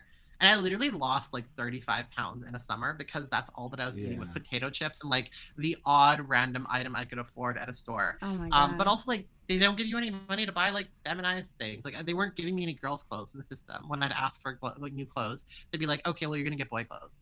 And I'm like, I'm in the middle of my transition. You can't do that. They're like, doesn't matter. We're going to give you boys' clothes. Like, well, fuck. So I'd have to like make money to buy feminine clothing, make money to buy hair products, make money to buy like nail polish and makeup. And then I was able to like visibly be more feminine. And then my clients stopped wanting to see me because I was no longer like a little gay boy. They couldn't be like full pervs on me. So then I had to like transition to start like hooking up with straight men. And then that's when I had to start really sucking dick for money. Because at that point it was like, I just, straight guys don't want to just sit there and jerk off on a little kid. They want to actually get it in. Yeah. So yeah, I just got lucky that I was like, okay, we're gonna use duct tape to tuck. We're going to push up my little itty bitty boobies that are just mostly fat, and we are going to hope to God that they don't try to turn me over and fuck me. And got away with that for quite a long time. Well, that's the thing, because transitioning is like super hard as it is, let alone transitioning. Like you said, you're in the system, you don't have access to the things that you would have had if you were in a household with a parent who was supportive and encouraging. And unfortunately, like, although it's 2022 now, a lot of young people are still going through that, where like they are being disowned by their families, they are out on the streets, they don't have a lot of resources. I actually found out a couple years ago that most of the highest number of homeless people in Toronto are teenagers that are queer. And I was kind of surprised because, like, I feel like when I like walk downtown, like you normally see like grown men, you see, but it's like, it's not always what you see, and it's really a problem. So I really appreciate you opening up about it, because it sucks and it's horrible. It's a really hard experience to go through. Oh, it really is. And even in this day and age, like that smelly ass guy that I was talking about last night, who then proceeded to ask me about like trans topics for an hour after I blew him. He explained to me that he was I think he's like half Arab or something, and he was like, he told me like I was raped as a kid by a man, so I thought that my attraction to men was because of that. And I was like, no babes, that's not how sexuality works. Like, you were assaulted, yes, but that doesn't mean that you're queer because you were assaulted. You were always queer. And he's just like, okay, but I live in a very homophobic family. And he was telling me like, even though he was like 20 years old, he's like, I'm terrified of being disowned by my family, and I still live in the basement, so they could kick me out if I tell them that I'm bi. And I'm like, okay. And he's like, honestly, like, I'm more attracted to men than I am girls, but like, there's a couple girls here and there that I think are more attractive. He's like, that's why I want to be with a trans girl, so that I get the part that I want, but then like the physical appearance that makes me look normal. And I get that a lot. I get that so much with guys on dating apps. So. It's way more common than people would think, because like a lot of straight guys don't want to like admit it, which I feel like it's like, why? But I mean, whatever. But like, I know it's a lot more common than people think. It's too bad, but that was basically me, just making a little bit of money here and there. Later in life, I started to just kind of like whore around and not have to always do it for money, but if the guy did have money, I'd always be like, hey, you could throw me some money for a meal, that'd be great. Like, I'm hungry. Like, yeah, you did just drop your kids off, but like, I'd like to get something. I'd like to get a real meal, please, not just a happy meal. Thank you. But yeah, now I do it more supplementary than anything, right? Just because, like it's no longer survival. The city in Canada. Yeah, it's not survival now. It's like work. Like, it's fully just fucking work now. And I don't think anything of it now. But it's some people are like, wait, you made half your rent in like blowjobs last month? I'm like, it just happened. It's a quick way to make like $100 in like 15 minutes. Like, please. My jaw could never. Never. You said never way too quick. I don't appreciate that. I could never. I would be out on the streets. Like, never. God, street head. I'd have to reduce my rent if I lived on the streets. No, couldn't do that. The best clients are the ones who work like a couple blocks away from me in the business district, because they are just looking, like, they probably have kids and wives and whatever at home. They just want a quick fucking nut. Like, they literally will come over I'll literally just leave my door open. I'll just be like in the bedroom, already ready on my knees. They just open the door, walk straight down the hall to my bedroom, just whip it out. 10 minutes in and out, they're done. And it's like easy. Like the ones from the most regular, I'll be like, yeah, 60. But like some of those guys, I'm like, most of them are just like 100. I'm like, yeah, let's do it. And I'd like, if I could cycle that for like a couple hours, that'd be fucking amazing. But you know, not everybody's willing to be like, oh yeah, this horny guy at my work, let me give you his number. Like it's nobody wants to do that. Yeah, not everyone is so quick to give out referrals.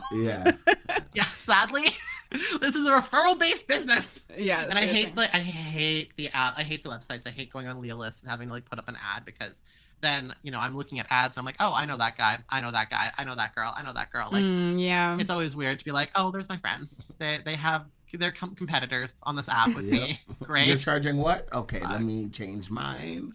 Yeah, like I want to undercut you, but I can't. Yeah.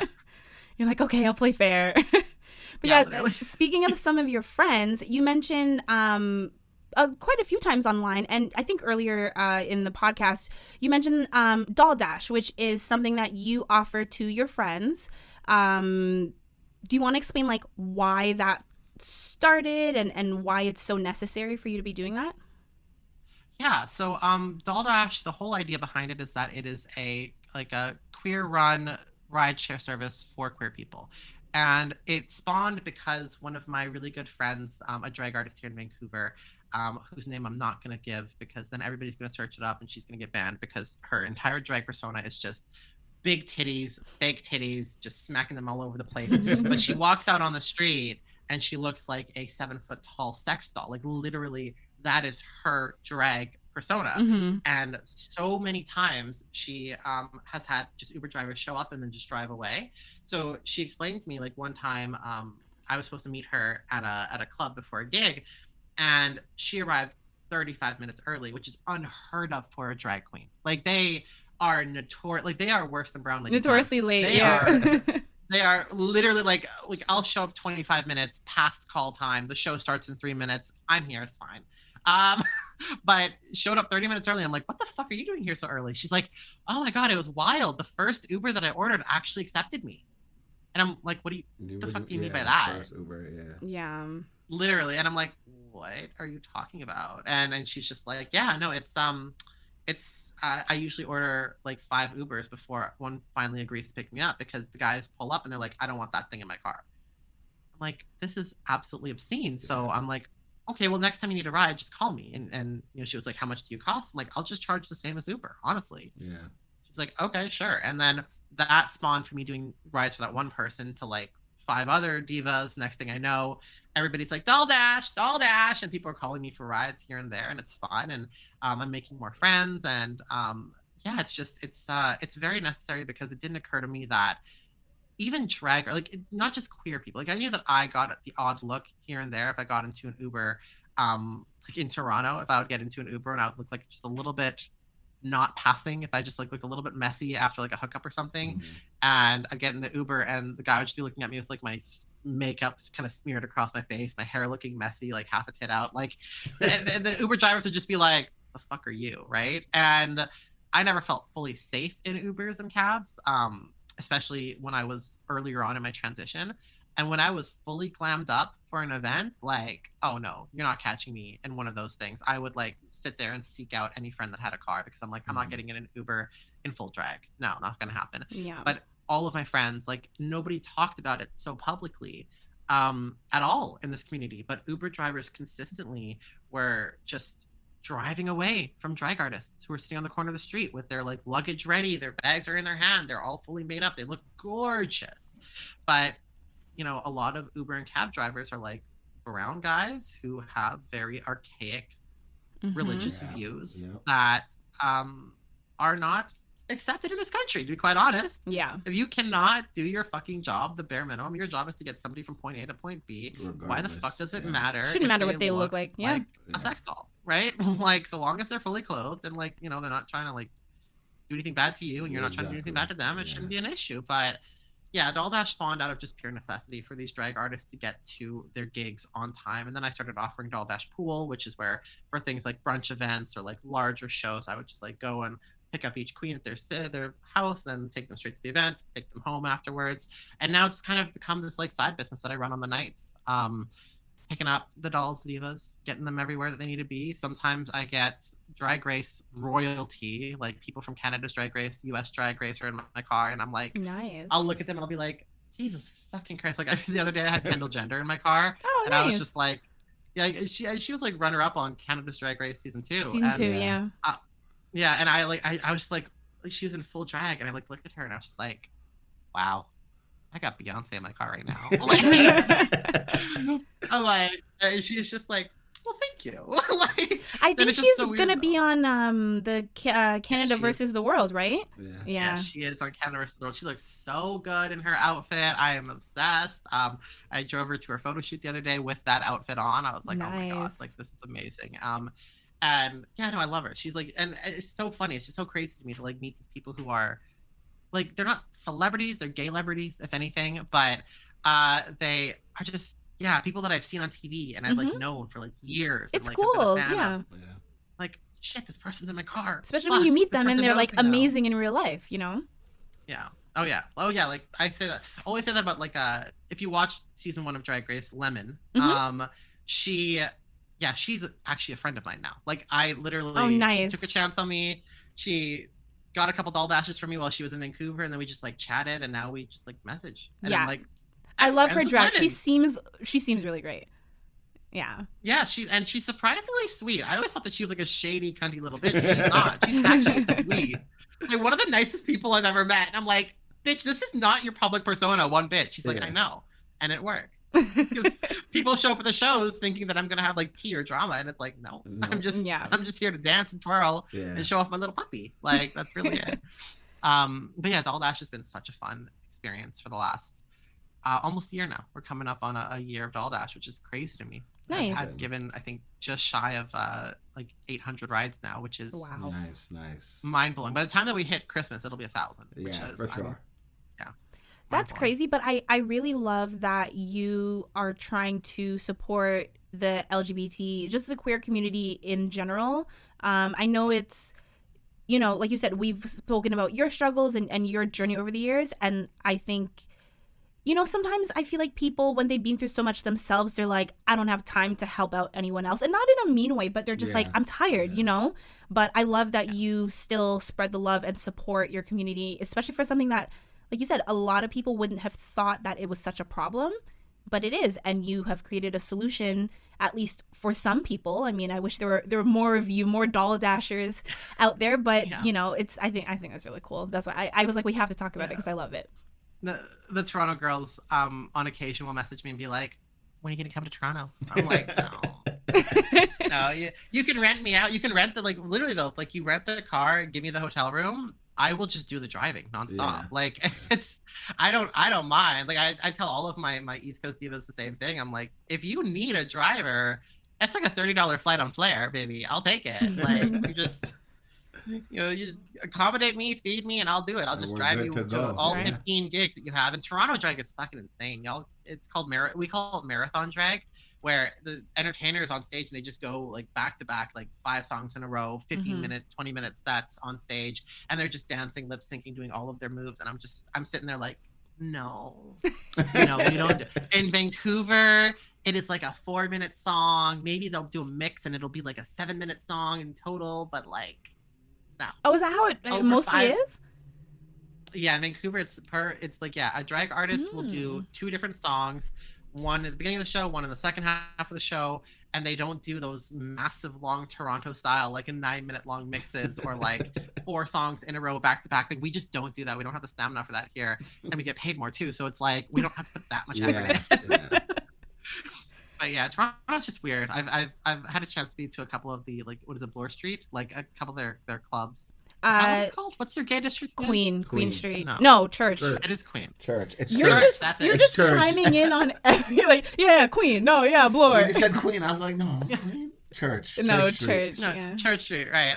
I had like one of the weirdest experiences at a drag club there, where it's like you have this drag artist on stage actively doing a full number, not a single person's looking at her, and everybody's just like minding their own business, kind of like jerking back and forth, dancing, drinking their It drink. depends on where you go. Certain clubs, like, you're gonna have like all eyes on you. In certain places, people are gonna be like, if they glance over, they glance over. It's weird like that.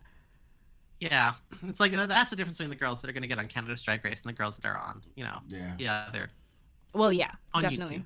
YouTube. The ones who are on TikTok are not the ones who are gonna be on Canada's Drag Race. That's for sure. If people show up to take pictures of those ones. People show up to watch the other ones. Yeah. Okay, let me ask both of you. You guys can answer. Well, all three of us. I want to know what the most unconventional place everyone has hooked up in is. Was that a proper sentence? What is the most unconventional place you've hooked up in? Church. Oh, probably the ass. A church. Oh.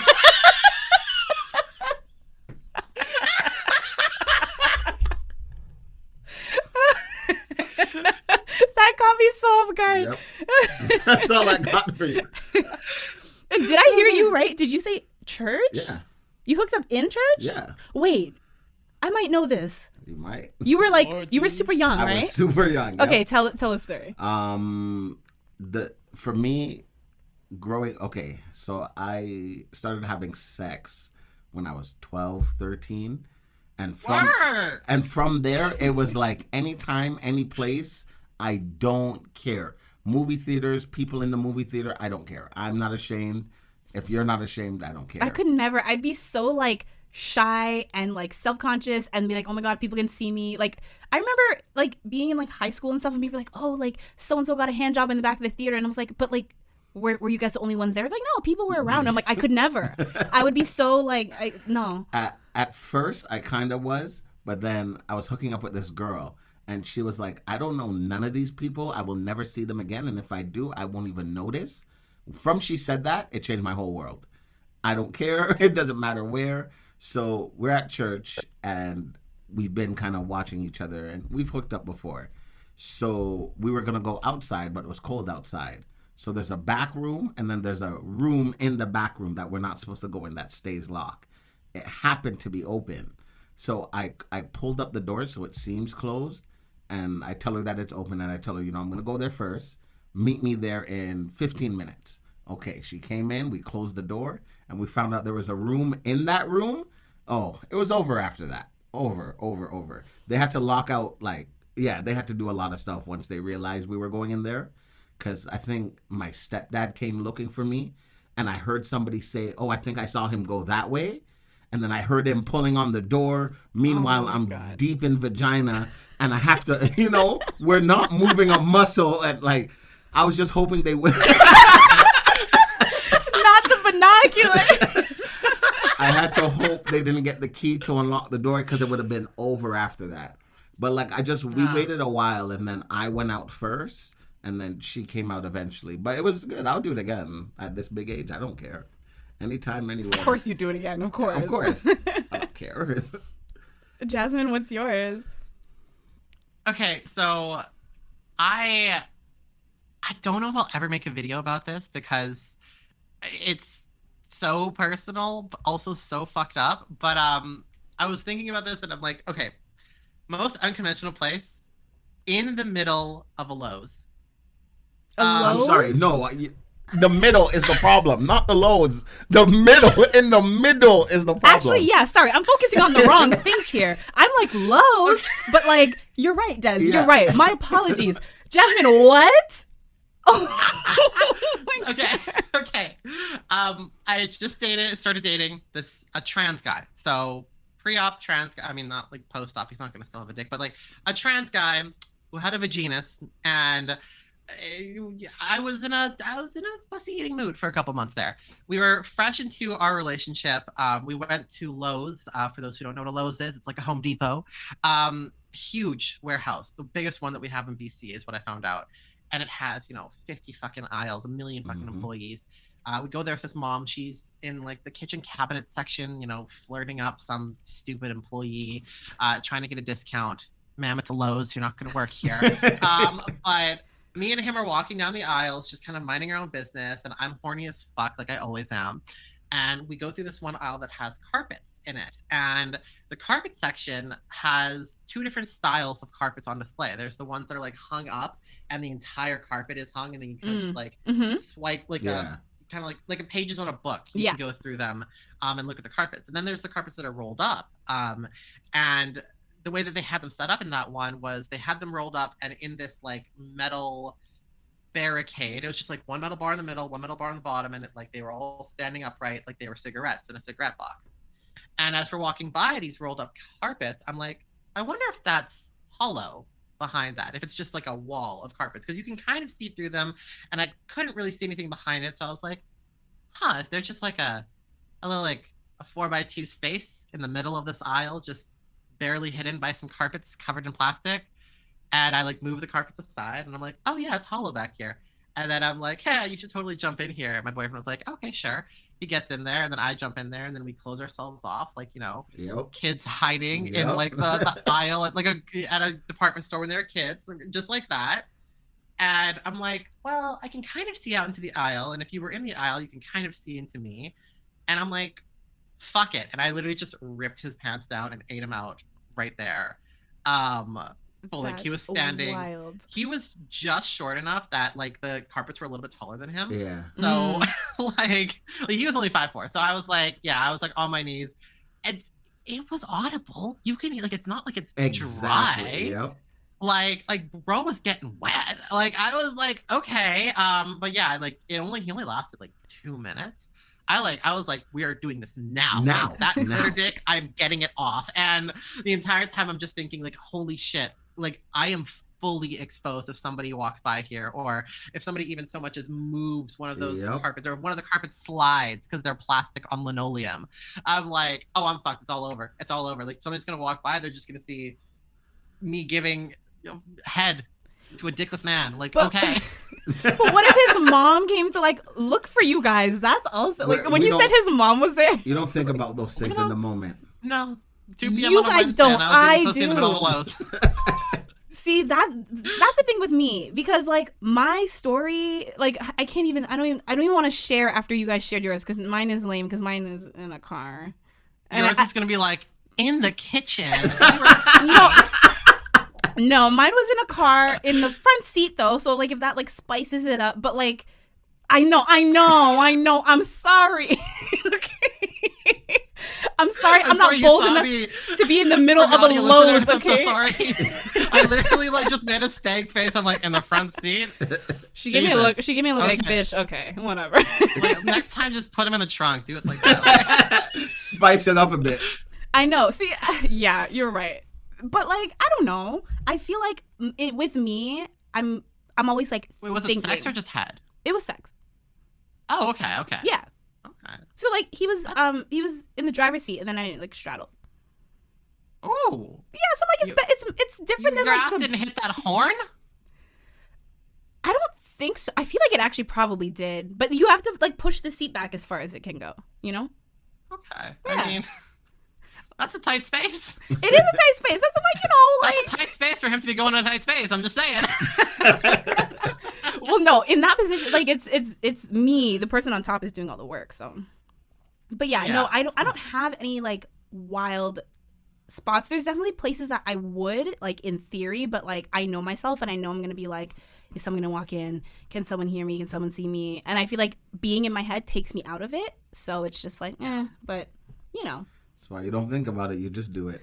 I know, but I can't. Literally. But like, okay.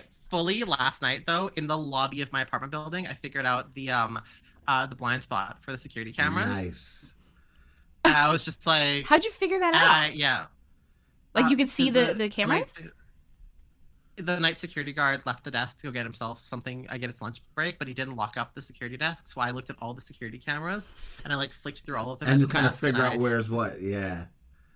Figured out that the big ass couch in our lobby that's kind of hidden from like the front door, but not really, fully a black spot, like blackout zone. And I've been flirting with the security guard for like a month now. So I now know exactly what I'm gonna do at like 3 a.m. in a couple days. I'm just gonna who knows, happen to be there.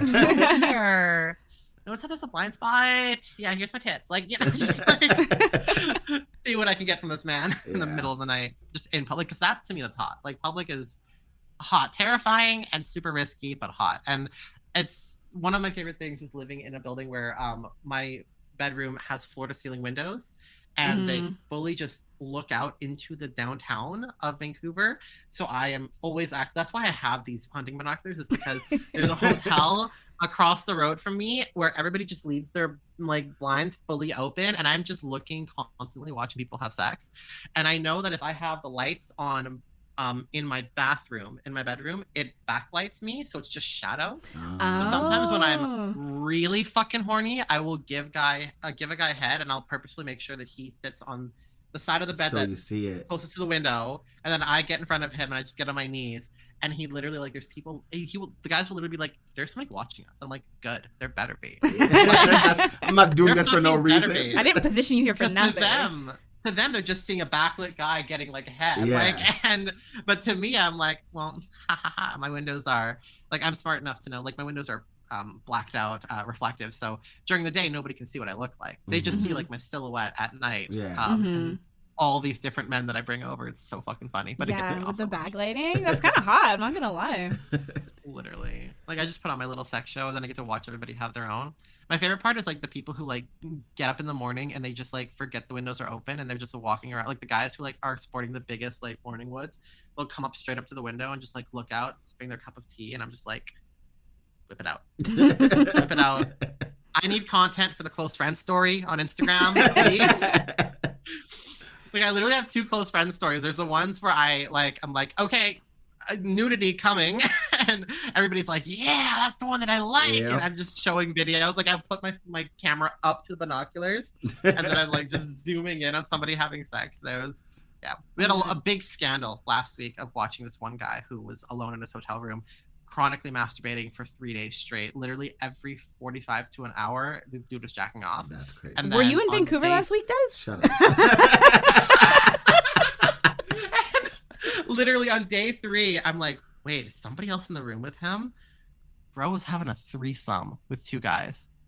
And I was like, it was so fucking wild, because I like all of a sudden see him getting head from somebody, and the person had like kind of long hair, so like I can only see so much, and I couldn't see like if they had tits or not. It was like just they were kind of covered up. And then all of a sudden I just see him like grab this person by the head and pull their head up, and I could just see like a man's face, and I'm like, and then I just keep on watching. I was in the middle of playing a game of Valorant, like a competitive game too, and I just like went on the mic, and I'm like, I said to everybody, I'm like, I am so sorry, y'all. I am watching 3 gay men fuck. I gotta go. I'm sorry.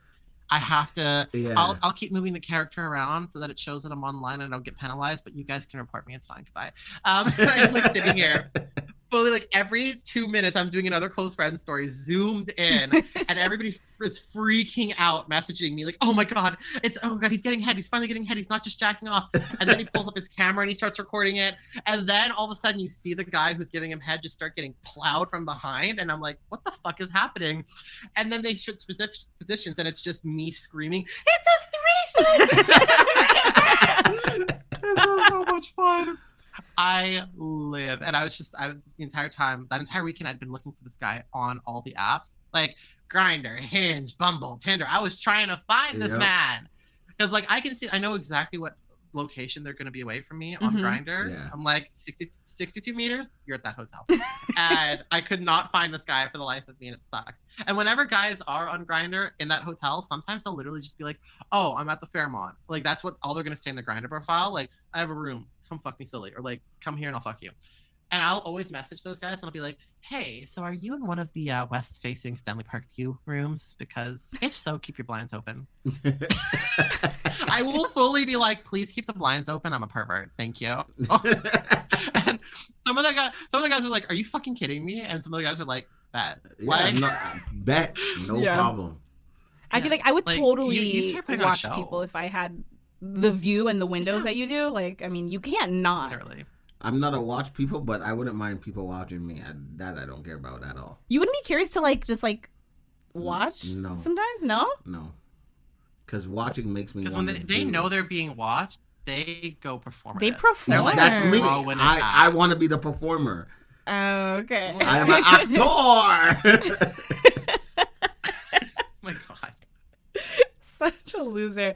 Okay, Jazmine. Jazmine, I want to know what's the most unconventional place you've acquired a client? I already know the answer because of your TikTok, but Des doesn't, and I think this story is so funny. I am going to have to reference the fucking list you sent me, because even I don't remember which one I said was the most. Unless it's not the story, I think. The one I think has to do with, I mean, you mentioned being a gamer and playing Valorant. Is that jogging your memory at all? It wasn't Valorant, though. It was a different game.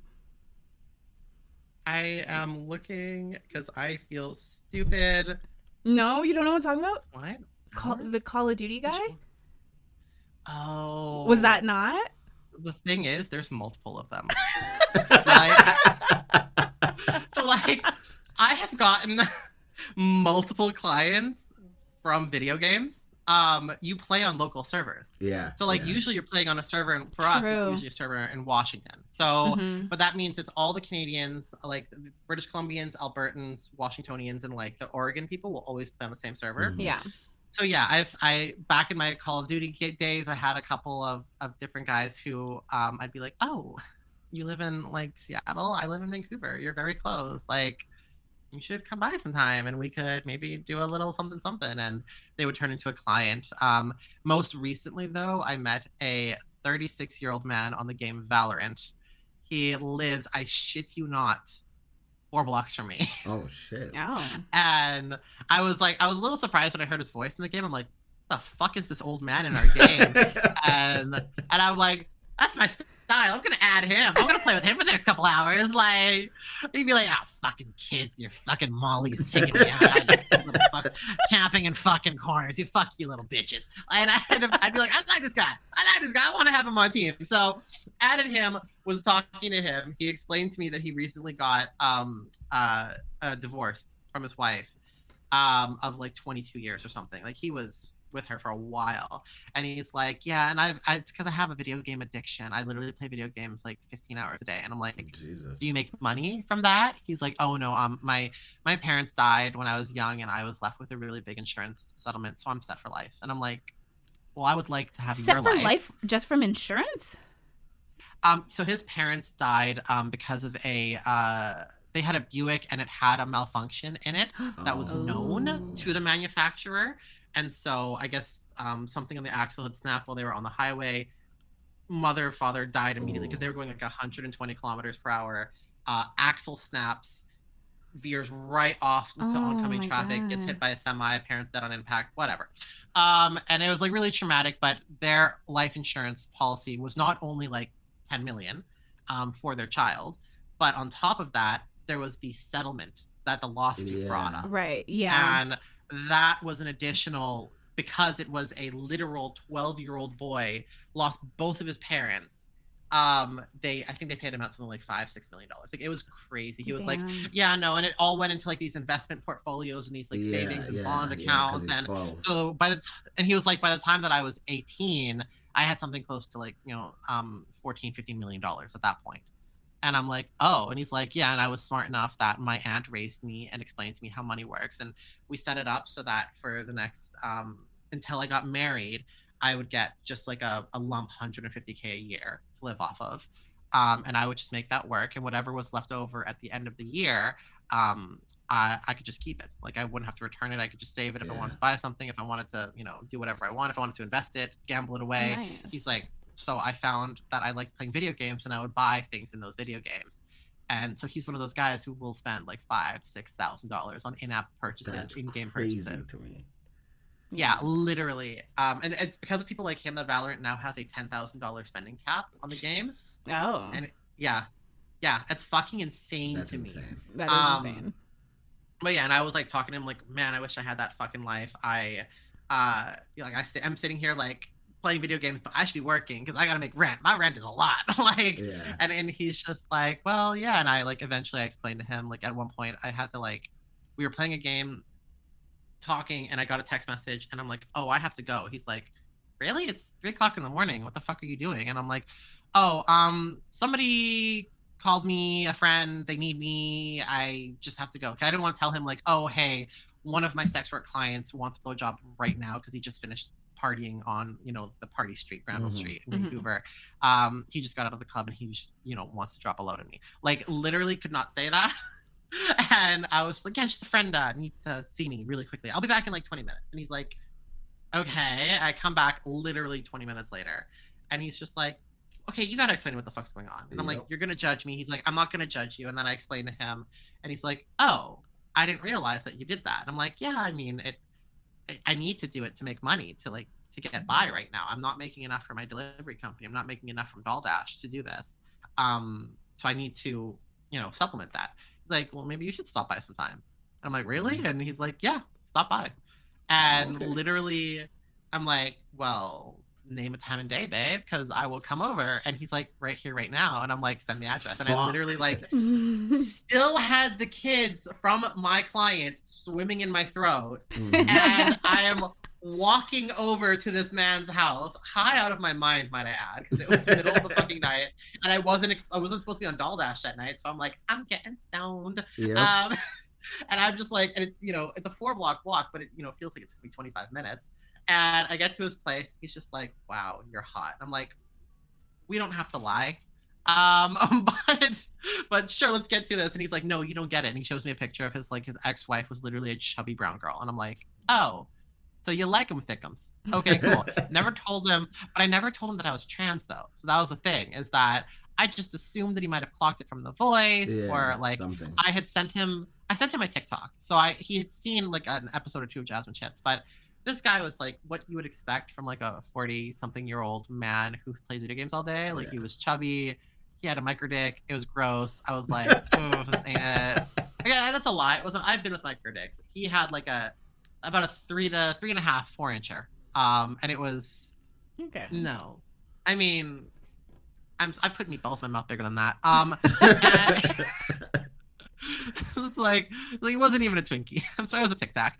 Yeah, literally went in. He had this beautiful apartment though. It's I checked it out. It was a $1.2 million appraisal in 2019. So that means it could only be worth more now. Mm-hmm. But yeah, he had a nice, it was a sub penthouse, 2-bedroom place.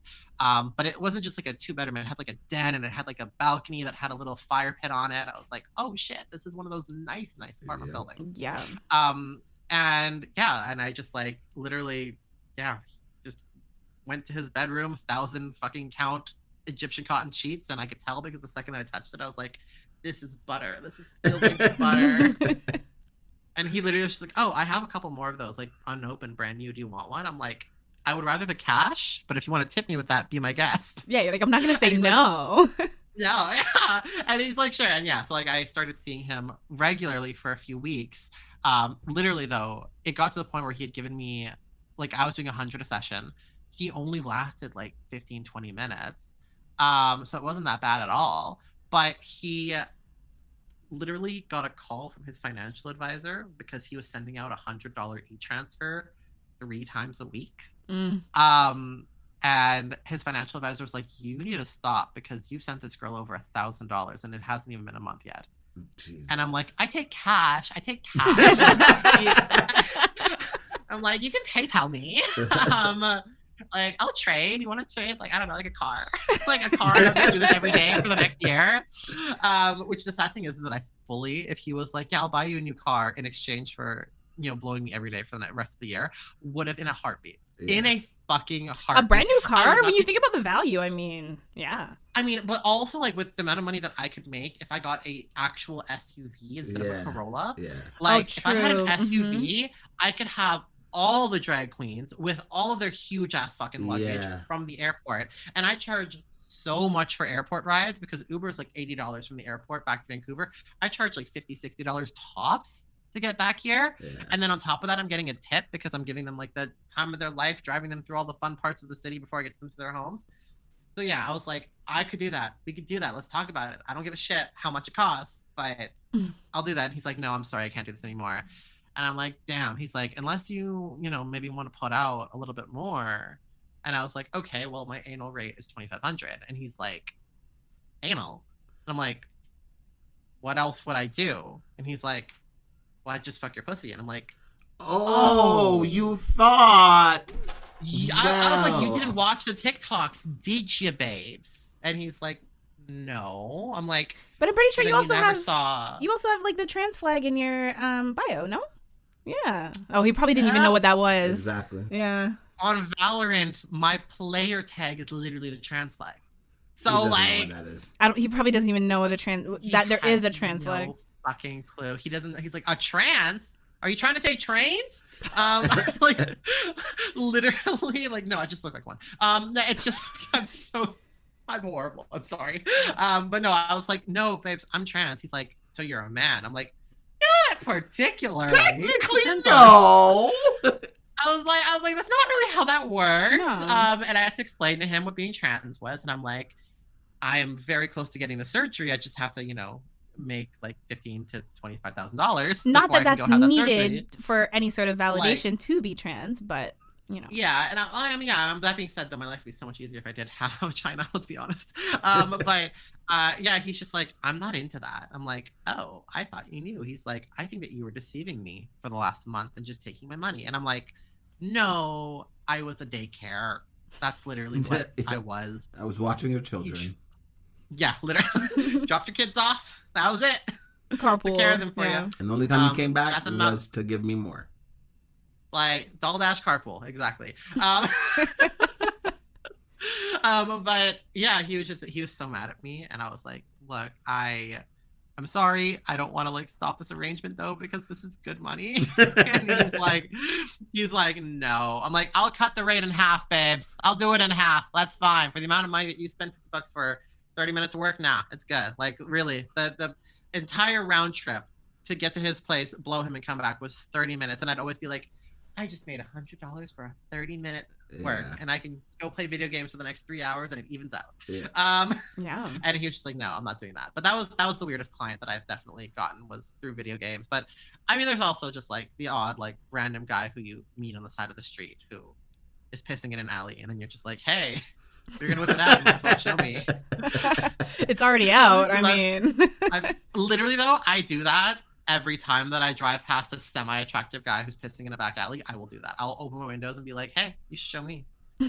Hey, literally. And I had one guy who like, actually like, it'll be a Jazmine F Cks eventually, but yeah, I had one guy who I blew in a back alley because he was pissing in the back alley. I mean, yeah, it happens. That is wild. In like a good way, but wild. Yeah. Okay, so as someone who, like as a delivery driver and someone who does deliveries, I want to know like both what the most common misconception about delivery drivers is, and then also what you think the worst part is, because I'm sure there's a lot. Yeah. So the biggest misconception I think is people think that we make more than we actually do. Yes, I do. If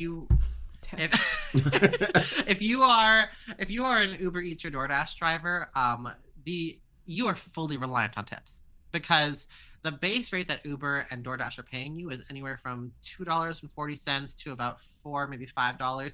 Sometimes you're lucky if you have like a long distance delivery, you might get like $10 for it, but it's not a lot of money at all when you take into account like that a delivery can take up to an hour and you're only making like $4 or $5 from it.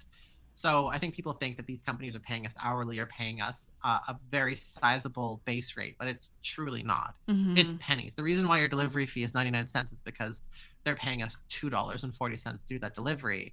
And they're making no profit from that. When the delivery's small enough and it's short, they're really paying more than they're making in. But those tips really are what matter to us the most. And I've had customers where I've been like, hey, did you forget the tip? And they've been like, no, this is your job. This is what you chose to do. You're going to have to accept it without a tip. Sucks to be you. Like, I've had literal customers say that to my face, being like, how dare you ask me for a tip? You accepted this. You know what you're making. Deal with it. Yeah. No, I'm Sorry, allowed can to you ask. turn on the light for me? Yeah. Thanks. Sorry, we're just getting more light in here. It's like nighttime there. Well, it's like 6, but like the sun. I know. I'm like, you are so like well lit over there. Meanwhile, the sun is going. Oh, there we go. Yeah. See, I love how I don't even have a single light on. This is just how bright it is. I mean, we started off strong, but we faded quickly. Yeah. I literally saw the shadow of your blinds cross your face. Yeah. I was like, okay. You're supposed to see me like adjust because of the light. Yeah. Because this. And I didn't even see you moving that much because it was. The window is west facing, so the sun was setting right there. But okay, got it. Yeah, she's somewhere above my building right now. I don't see the sun. But yeah, delivery drivers, that's definitely the most biggest misconception. We make more than we actually do.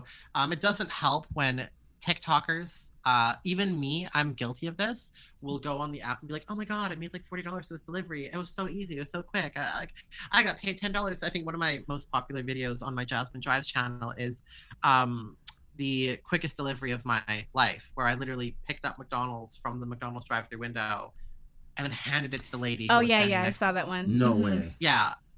Yeah, because McDonald's in the city is fucking corrupt. They don't allow people to walk into the lobbies after like 10 p.m. until 6 a.m.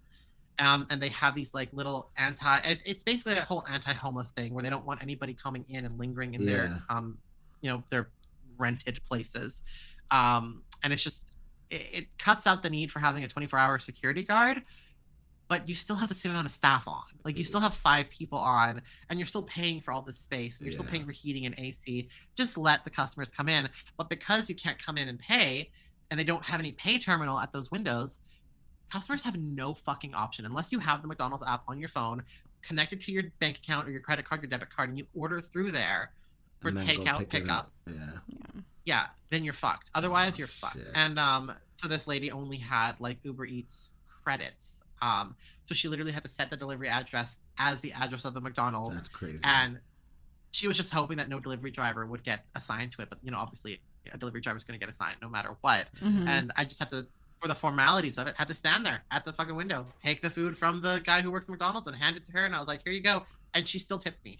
Still tipped me. Yeah, that's nice. Yeah. No, I definitely. I don't mind. I feel like it's just like courtesy to tip, and like I feel like I'll tip more if it's like the later at night it is, because I know it's like not as convenient. I mean, I feel like I still tip like generously in the day, but like I don't know, I feel bad when it's like late at night. Like the other day I had no food and I hadn't eaten all day, and it was like 2 a.m. and I ordered, I think it was like A&W, and I'm like, no, I'm gonna tip extra because I'm like, A&W. A&W is the worst. You don't like it? Any fast food establishment just treats drivers really badly. The most issues that I've ever had at a fast food establishment as a delivery driver have been A&W. Really? Like they consistently take the longest. They are consistently the rudest. Like McDonald's is bad because they'll make you sit there for 30 minutes and just not talk to you. Yeah. But A&W, they will like go out of their way to be like, your mom was a hoe. Like it's literally like they are mean. They are vicious. I had one guy because A&W charges customers 25 cents for a takeout bag. Like all the restaurants in Vancouver do. It's this really weird, dumb tax that we have. The money doesn't go to anybody but the business. But for every single takeout bag and every single cup, you have to pay 25 cents from fast food restaurant, any restaurant whatsoever. And so customers are forced to pay 25 cents for a bag, which means those nice cardboard delivery bags that A&W and McDonald's have for their, delivery services. Well, this one A&W that I go to all the time to do pickups from, they, for some reason, refuse to use those bags. They have them all sitting there, but it's just the extra added, having to open up the bag and put everything in there correctly and seal up the bag correctly. Just too hard for these guys to make, even though at that location, it's $20 an hour minimum there. But it's just too much work for them to do. And they would just hand me like a drink with literally sometimes no lid on it. They would expect me to go over to the fountain drinks and put a lid on it. No. And they would hand me like just the same fucking bag they give you a customer. They just put like a tiny piece of tape on it. Just a tiny little piece of tape. Not even one of their sealed fresh stickers. No. Like a clear piece of tape. And I would like grab it and the tape would just come undone. And I'd be like, oh, hey, look at that. I just got free food. But I literally this one A&W I went to, I asked them, I was like, oh, hey, can you put this in a delivery bag? You're handing me 2 separate orders here. There's no indication of whose order it is. Can you please put them in the actual proper delivery bags that you're supposed to put them in? And he's like, yeah, sure, okay. Proceeds to give me 2 thumbs downs on the app, 1 for each order. And I look at my Uber rating and I'm like, why the fuck did it go from 100% to 94? I was like, so bad. Yeah, for what? And I literally came back the next day and I looked at him and I said, did you really give me a fucking thumbs down for asking for me to use the correct delivery bags? And the guy's like, you were rude. I'm like, rude how? I asked you pretty please. And he's like, you should do your own job and let me do my own job. But you be like, I'm trying to. I was trying to do my job. And so I literally pulled out a $5 bill and I'm like, I mean, I'm banned from that location now, so I can talk about this. But if you're in Vancouver, don't go to the Granville Street A&W because they will actually be rude to you. Also, they never wear their masks or their gloves when they're cooking. But I pulled out $5 and I literally, like, after this guy said that, like, he admitted to doing it, pulled out $5. I'm like, okay, whatever, fair game. Can I get just like 2 large drinks, please? And he's like, sure. Hands me the 2 cups. Keeps the $5. I go over, I fill up, like, 1 filled with Sprite, 1 filled with Coca-Cola, go, turn, and the fountain drinks are right next to the front counter. Yeah. Mm-hmm. Guy still standing there. I feel like I know where this is going. Filled up drinks, turn, oh, oops! Fully spilled 2 large sodas all over the fucking front counter. All over it. Spilling off, cascading off the side of the counter onto all of their fucking paper products that are hidden under the desk behind the counter. Yeah. And I'm like, oh my God, I'm so sorry. Oh, I fucked up. I'm so sorry. I'm gonna get out of your hair. Let me just go fill these up really quickly, and then I'll let you do your job. And go.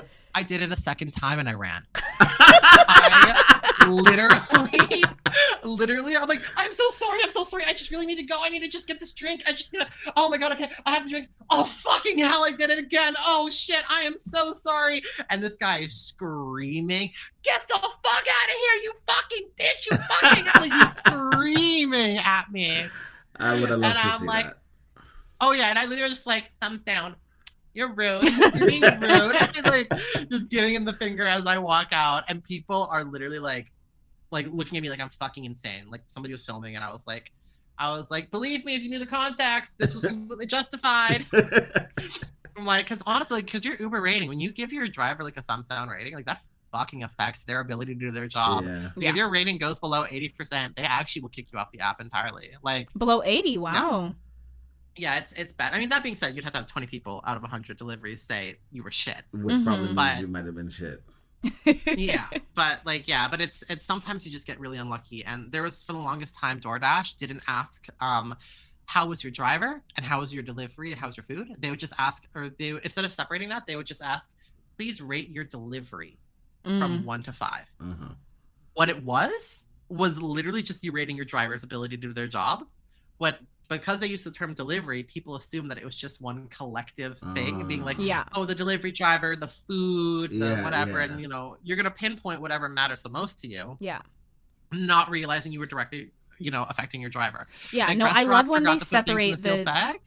Yeah. No, I love when they separate the driver's rating from the food and the restaurant. Yeah, because I mean that's important.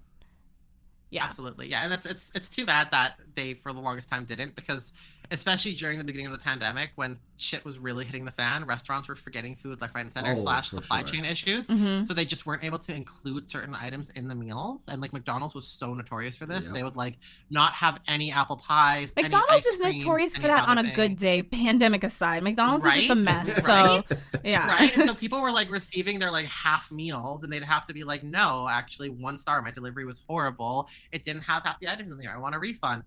They were actually just giving me a 1 star, and my DoorDash rating just plummeted. And I'm like, oh, fuck that. I'm gonna go over to Uber, where at least they are smart enough to ask you to rate your driver, and then Did you hear about, or both of you? This was a couple months ago now, and it was somewhere in the States. I can't remember where, but it was a restaurant that was doing like some sort of like charity thing. So on top of your order, you could donate, and it went to a good cause. And this guy came in. It wasn't like he wasn't a delivery driver or anything. I think he ordered his own. It was for him. But he goes in, and he actually gave a tip / donation of $3,000. And they were like, oh my gosh, like you were so wonderful. This is amazing, blah, blah, blah. And they made a big deal about it. And, they posted about him on their social media. And then he, a couple days later, I guess like like had the bank like reverse the charges and said like I didn't a chargeback. Yeah. Oh, chargeback. That's what it's called.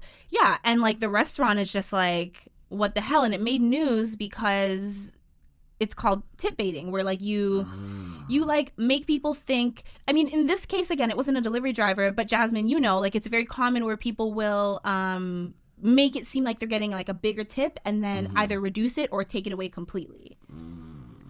So the thing about tip baiting is, I don't know if what that guy did was tip baiting, because like that wasn't a tip, that was a charitable donation that he was like, actually, like I feel like what happened is he realized, oh, this company is, and this is like the realization for most people, like, so just in case you didn't know this already, if you go to a grocery store or a restaurant and they are like, hey, do you want to donate money to, you know, the Children's Hospital, Miracle Network, whatever it is, what you're actually doing when you add that money to that donation, yes, the money is going to the kids and to the charity, but it's also a tax write-off. Yep. Because now it's all accumulated, and that money that the customers have donated to go to the Children's Hospital, it's actually all being claimed as one massive donation from that store. Yeah. So the store can now mark off $20, $30 million worth of donations.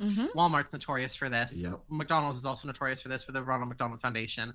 And at least that foundation does help kids, though. But like, whatever Walmart supports, I feel like they just rarely help, because I never hear anything about like the Miracle Network making miracles happen. But yeah, so a lot of people will do tip baits, but I feel like that's what in that situation, I feel like that's what actually happened, was that he realized this business is totally going to use this as a tax write-off. I'm going to do a charge. You know what? The last couple of years, I stopped doing that because I realized that once I found out that I'm like, oh, they're writing it off for their taxes. Meanwhile, I don't get to do that. If I want to make a donation, I'll just do it on my own. I'll just donate directly to said charities. And then you write it off on your own taxes. And exactly. You're yeah. So like, I feel bad when like, do you want to donate to sick children? And I'm just like, no, thank you, not today. Like, I feel bad, but I'm like, no, like I'm not. I am always. Oh, I know, but I'm so mean about it too. Like I'm just like, and give you guys a bigger tax write-off. I don't think so. It's like, I will always respond with like, that is my full response now, and the cashiers are always just like, okay. But yeah, I know tip baiting is kind of what this guy did. I've noticed it a lot recently, especially in Uber. Uber in Canada allows you to change your tip after the delivery is made, which I personally think is a good idea. I think that you should have the ability to increase or decrease your tip based off of how your delivery was. But it became a pretty consistent thing where, because drivers are shown the estimates in advance with the tip included, they don't show the drivers the bare minimum that they're guaranteed to make. So drivers are taking these like 20-kilometer long deliveries that are going to take them a full hour, because they're under the impression they're going to make $30 for that delivery. But then they find out it was a $10 base rate. The customer pulled their $20 tip, and you end up getting fucked over. Is really what happens. And it's been like this for almost a year now, since Uber made that massive change where they were showing the tip estimates in advance. DoorDash, you can't change your tip after. You literally are locked into the tip. You have to tip in advance on DoorDash. And only like 3 different cities in North America have the beta program right now where you can adjust your tip after a delivery is made. Skip the Dishes in Canada, you tip in advance, can't tip after. Yeah. And I like that from a driver's perspective, because then I know exactly how much I'm going to make. The transparency is there, and I know what I'm getting myself into. But with Uber, it's such a fucking toss-up, and it sucks because of all 3 apps, Uber is easily the better one. For drivers, that is. Also for customers. Honestly, the buy one, get one deals on Uber, the delivery fees, Uber One, like, it's actually a much better for the customers as well as the drivers. It's just that one thing, the fact that I never know how much I'm actually going to make. Yeah. And then it's almost terrifying sometimes to accept a delivery and it's $20. And then once you finish the delivery, the guaranteed base rate that you're going to make all of a sudden appears, and it's like $4. And I'm just sitting there like, oh my God, I have to wait 2 hours for them to confirm their tip. I have to sit here for the next 2 hours and hope to God that they don't change their tip and reduce it, and that the $16 tip will come through, and then that delivery will actually have been $20 and not just $4. No, that's so yeah, I can't imagine like the anxiety that gives you sometimes, because you're just like, I'm banking on this. Yeah.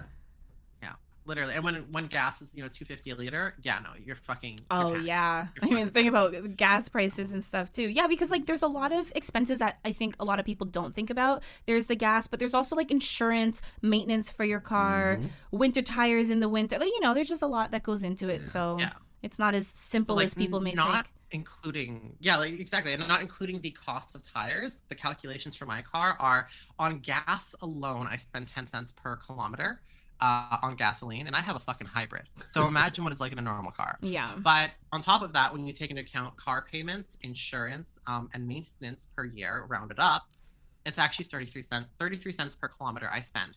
And that's on the low end. Yeah. In reality, if you take into account the cost of like new tires every 2 years, and then having to make sure you have winters, because in Vancouver, we need winter ice tires because our temperature, just for the winter season here, it's 3 degrees to -10.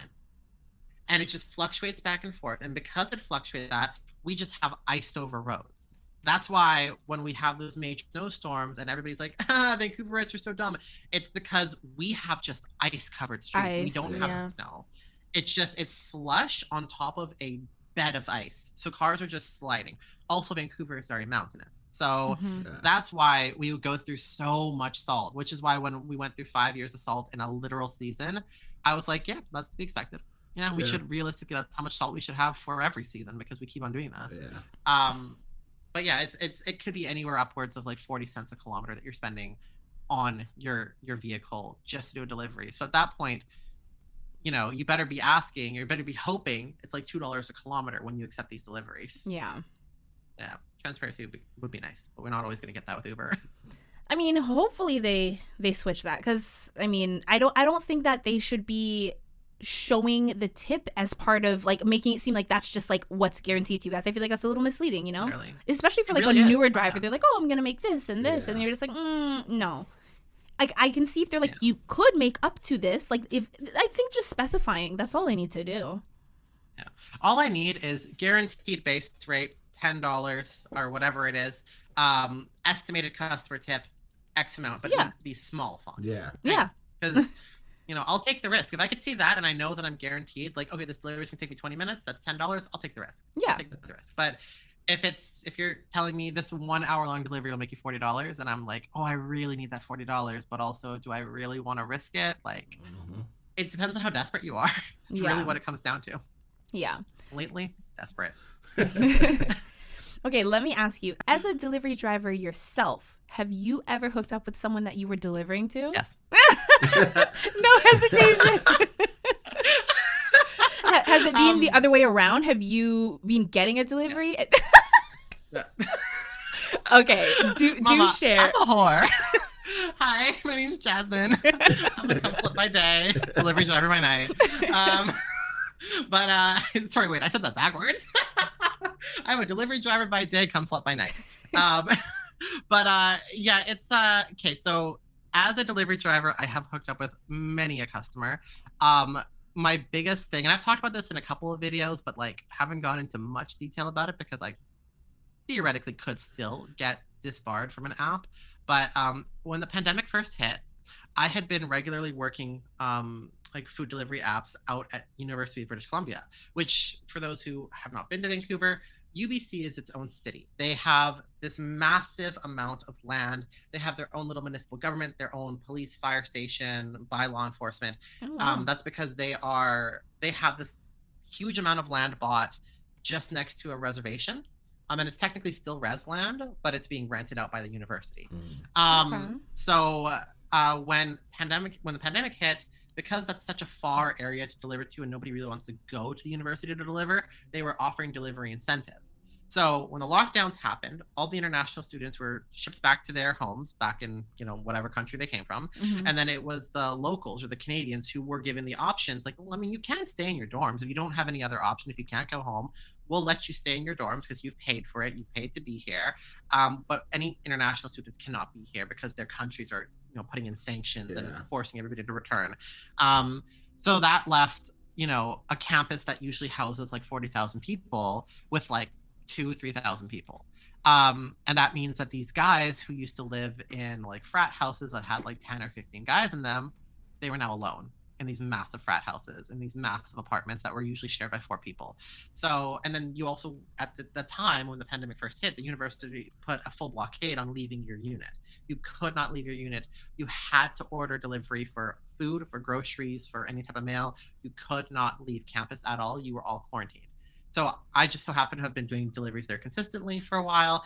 I'd been always really friendly to the guys that I was delivering. This was also before leave at door, take a picture. Like Right. you were knocking on doors and handing it to people. Mm-hmm. This was also when the pandemic first hit. So masks weren't really a full thing yet. Right. Like people were just people were like hand sanitizer. Like we didn't realize how viral the infection was. Yeah. Airborne that was. And so I'd already had like a relationship with some of these consistent customers. And then one night I had ordered, like when the pandemic first hit, I ordered a sweater that said quarantine and chill in the Netflix logo style. It was like a bright red shirt, quarantine and chill. It was so fucking funny. It was so cute. People loved the sweater. I wore it every night when I was doing deliveries. And a few nights in, maybe a week in to like the me doing deliveries during the pandemic, when the quarantine was in full effect and everybody was really starting to realize, oh, this is real. This is real. I did a delivery to a guy. I was wearing that sweater. He opens the door. He's a really cute guy. And he was looking at me and he's just like, that's a funny shirt. And I'm like, yeah, I love it. Quarantine and chill. It's kind of like Netflix and chill. You know what I mean? And he's just like, yeah, you busy right now? You want to maybe Netflix and chill? And I'm like, I like literally looked at my clock and I'm like, look, I need to make money. Like I need to capitalize off of the money that I'm making for this. I need to pay, save up money. I need to make rent. We don't know what's going to happen in the future. So I need to make as much as possible. And he's just like, well, maybe I can help you out a little and you help me out a little. And I'm like, sure. So dude literally pulled out like all the cash that he had remaining in his wallet, which was like $46.22. And I was like, I like holding these crumpled up fives and the dimes and the nickels. And I'm like, I'll suck your dick for this. He's like, bet. And so I literally went through his bedroom, got on my knees, blew him. And I'm like, you should order delivery again sometime. So literally the next night, like clockwork, he orders again. I just so happened to be assigned. There's only like 5 drivers working. So you were bound to get one of us. And I showed up again and he's like, hey, you want to do that again? And I'm like, didn't you give me all of your cash last night? He's like, I'll send you 50 e-transfer like right now. I'm like, it has to be right now. I have auto deposit on. I want to see that money come into my account. And so he did it. And then I guess he told one of his guy friends who started ordering on the app that I was working for. I showed up and he's like, hey, let's say John. John. John told me about you. I think you could maybe come in and help me out. I have some cash here. I'm like, okay. And it started becoming like a little consistent thing where guys were just ordering referrals. Referrals are everything. Literally what it was, I swear to God, they had a fucking group chat or something where they were like, she's online. Because like the second that I would comment and go online and start doing deliveries, all of a sudden the orders would go from like a quarter pounder meal with a milkshake to like 3 sauce packets and a Coke. I'm like, I'd literally show up at the door like, hi, here's your sweet and sour sauce. Would you like a blowjob with that? Like, it literally got to the point where I was like, and I felt so, because I was still dating somebody at that time. And I felt so bad, but we had a clause in our relationship agreement that was, I can go fuck around so long as I'm getting paid for it. Yeah. Which, by the way, always, if you're going to get in a relationship with somebody, get them to say in advance, yeah, you can continue sex work. Like, if it's a job, if you're actually making money, it's fine. Because I didn't have to discuss it with my boyfriend at the time. He still doesn't know that I was doing that. But I was like, literally, like, he like once saw me check my bank account. He's like, how the fuck do you have $5,000 in your account already? Like, you've been working for a month. And I'm like, I don't know. Just, work, I guess. I'm just good at doing deliveries. People like to tip me a lot. People love to tip me. Tips have been good lately. People feel pity. Only he knew what type of tips they were. But yeah, it was that was that thing. And then did that as a delivery driver, and then as a delivery customer, I have blown a few of my drivers now. Like, every time I order delivery now, if it's in the middle of the night and the guy looks like decently attractive, I will absolutely open the door and I'll be like, you must be so tired. You want to like come in? I can think of something that would really relax you. What was the line that you said when we were talking about the teacher? The one that has like it sounds straight out of porn. That must really hurt. Yeah, that must really hurt. Yeah. Literally. But yeah, you'd be surprised how many delivery guys are just willing to just drop everything, just come in and just like. I believe it. I 100% believe it.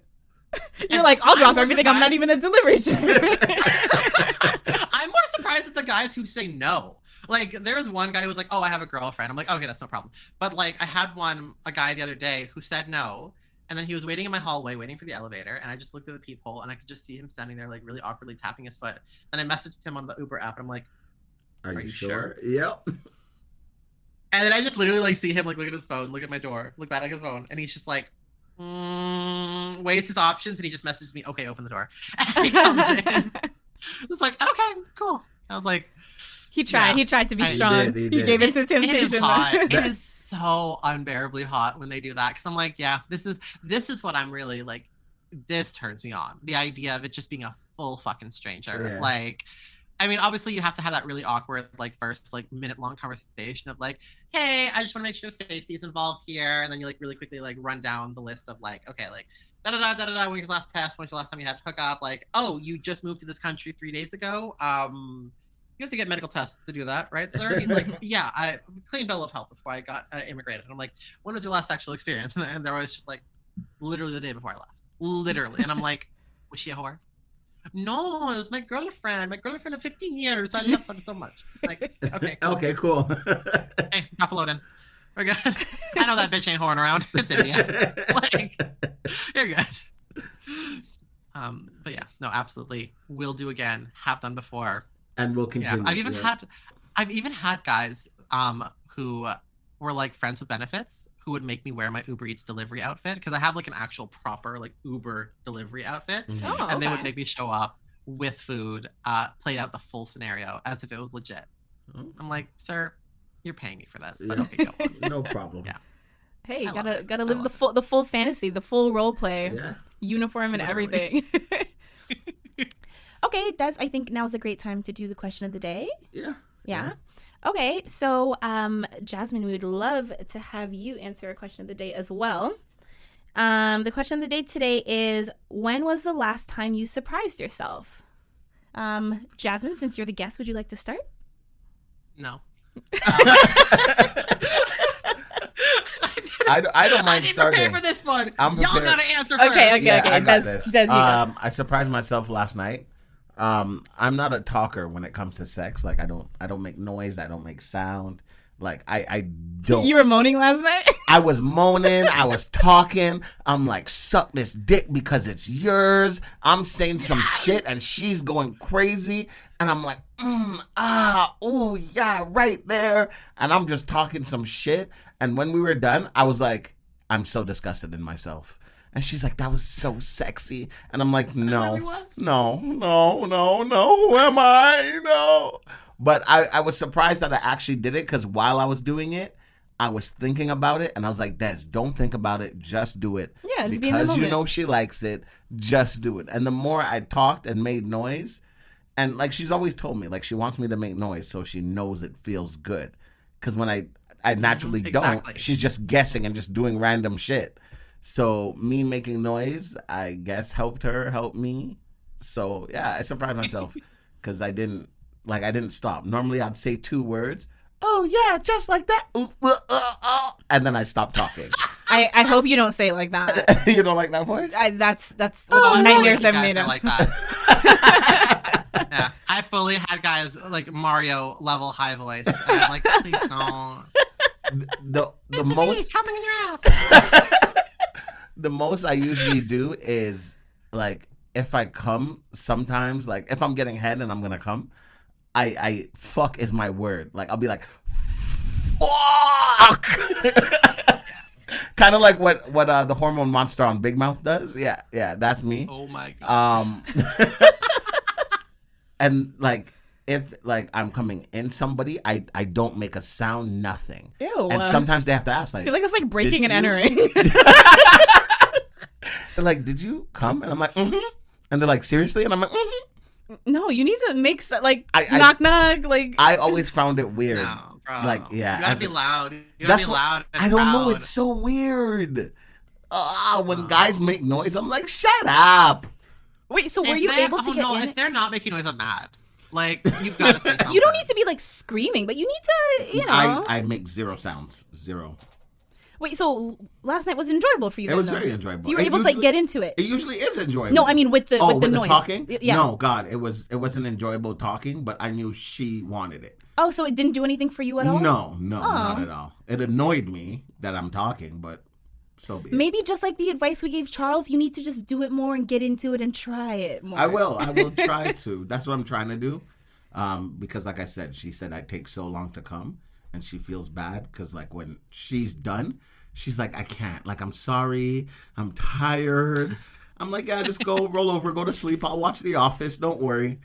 And then we'll try again tomorrow, and I still won't come. And she's just like, okay, now I know it's me. And I'm like, it's not you. It's not you at all. It's me. I practiced growing up, like, as a guy, the last thing you wanted to do was a girl laugh at you because you come quick. So that was a mental thing for me not to come. So now I'm just like, I don't know what to tell you. You're going to have to really do some shit. So, yeah. And, like, blue balls is not a thing for me. So if I don't come, I'm just like, okay, carry on with my day. Yeah. You see, I can't, because if I got blue balls, I'm like, I need to go be a fire extinguisher. Like, I need to let it out. No, absolutely not. I feel like the last time I surprised myself was... that was the question, right? Yeah. This was like maybe 2 weeks ago, or was it a week? I can't remember if I sent you a screenshot. It was someone who messaged me something, and I was like, something to the extent of like, this is why I can't stand men. Or something. Yeah. Right? And like, I'm proud of myself because I've become more assertive with like saying how I feel with guys, because the problem with me is that I care about like hurting people's feelings, even when like sometimes people need their feelings hurt, you know? And this is someone who like I've told no to several times. He's like a lot of obscure sexual requests, and I'm just like, no. But it's weird, like you don't want to cut this person out, because I've known this person literally since I was 11, I think. So like we went, it's like an old friend, and like we reconnected, and he's just been like, sit on my face, do this, do that, like suffocate me with your ass. And I'm like, Jazmine's like, hello, I will. No, okay, Jazmine, tell me. No, I'm like, that's a little forward, sir. That's a little forward. It is, considering like we're not talking about anything. So what happened the other day is he sent me, it was like a thing of like baby Groot. Mm-hmm. Being like upset, and he was like, oh, I feel like this is you and you're mad at me. And then it was like a clip of like Thanos. He's like, oh, but because he's like a really like big tall guy, and he was like, oh, I feel like this is me. And I was like, okay, ha ha ha, lol. First of all, he messaged me on Facebook, that just to give you like who, yeah, right? Because I was like, what the fuck is this notification? No. And I was like, no, hell no. I was like, okay, lol.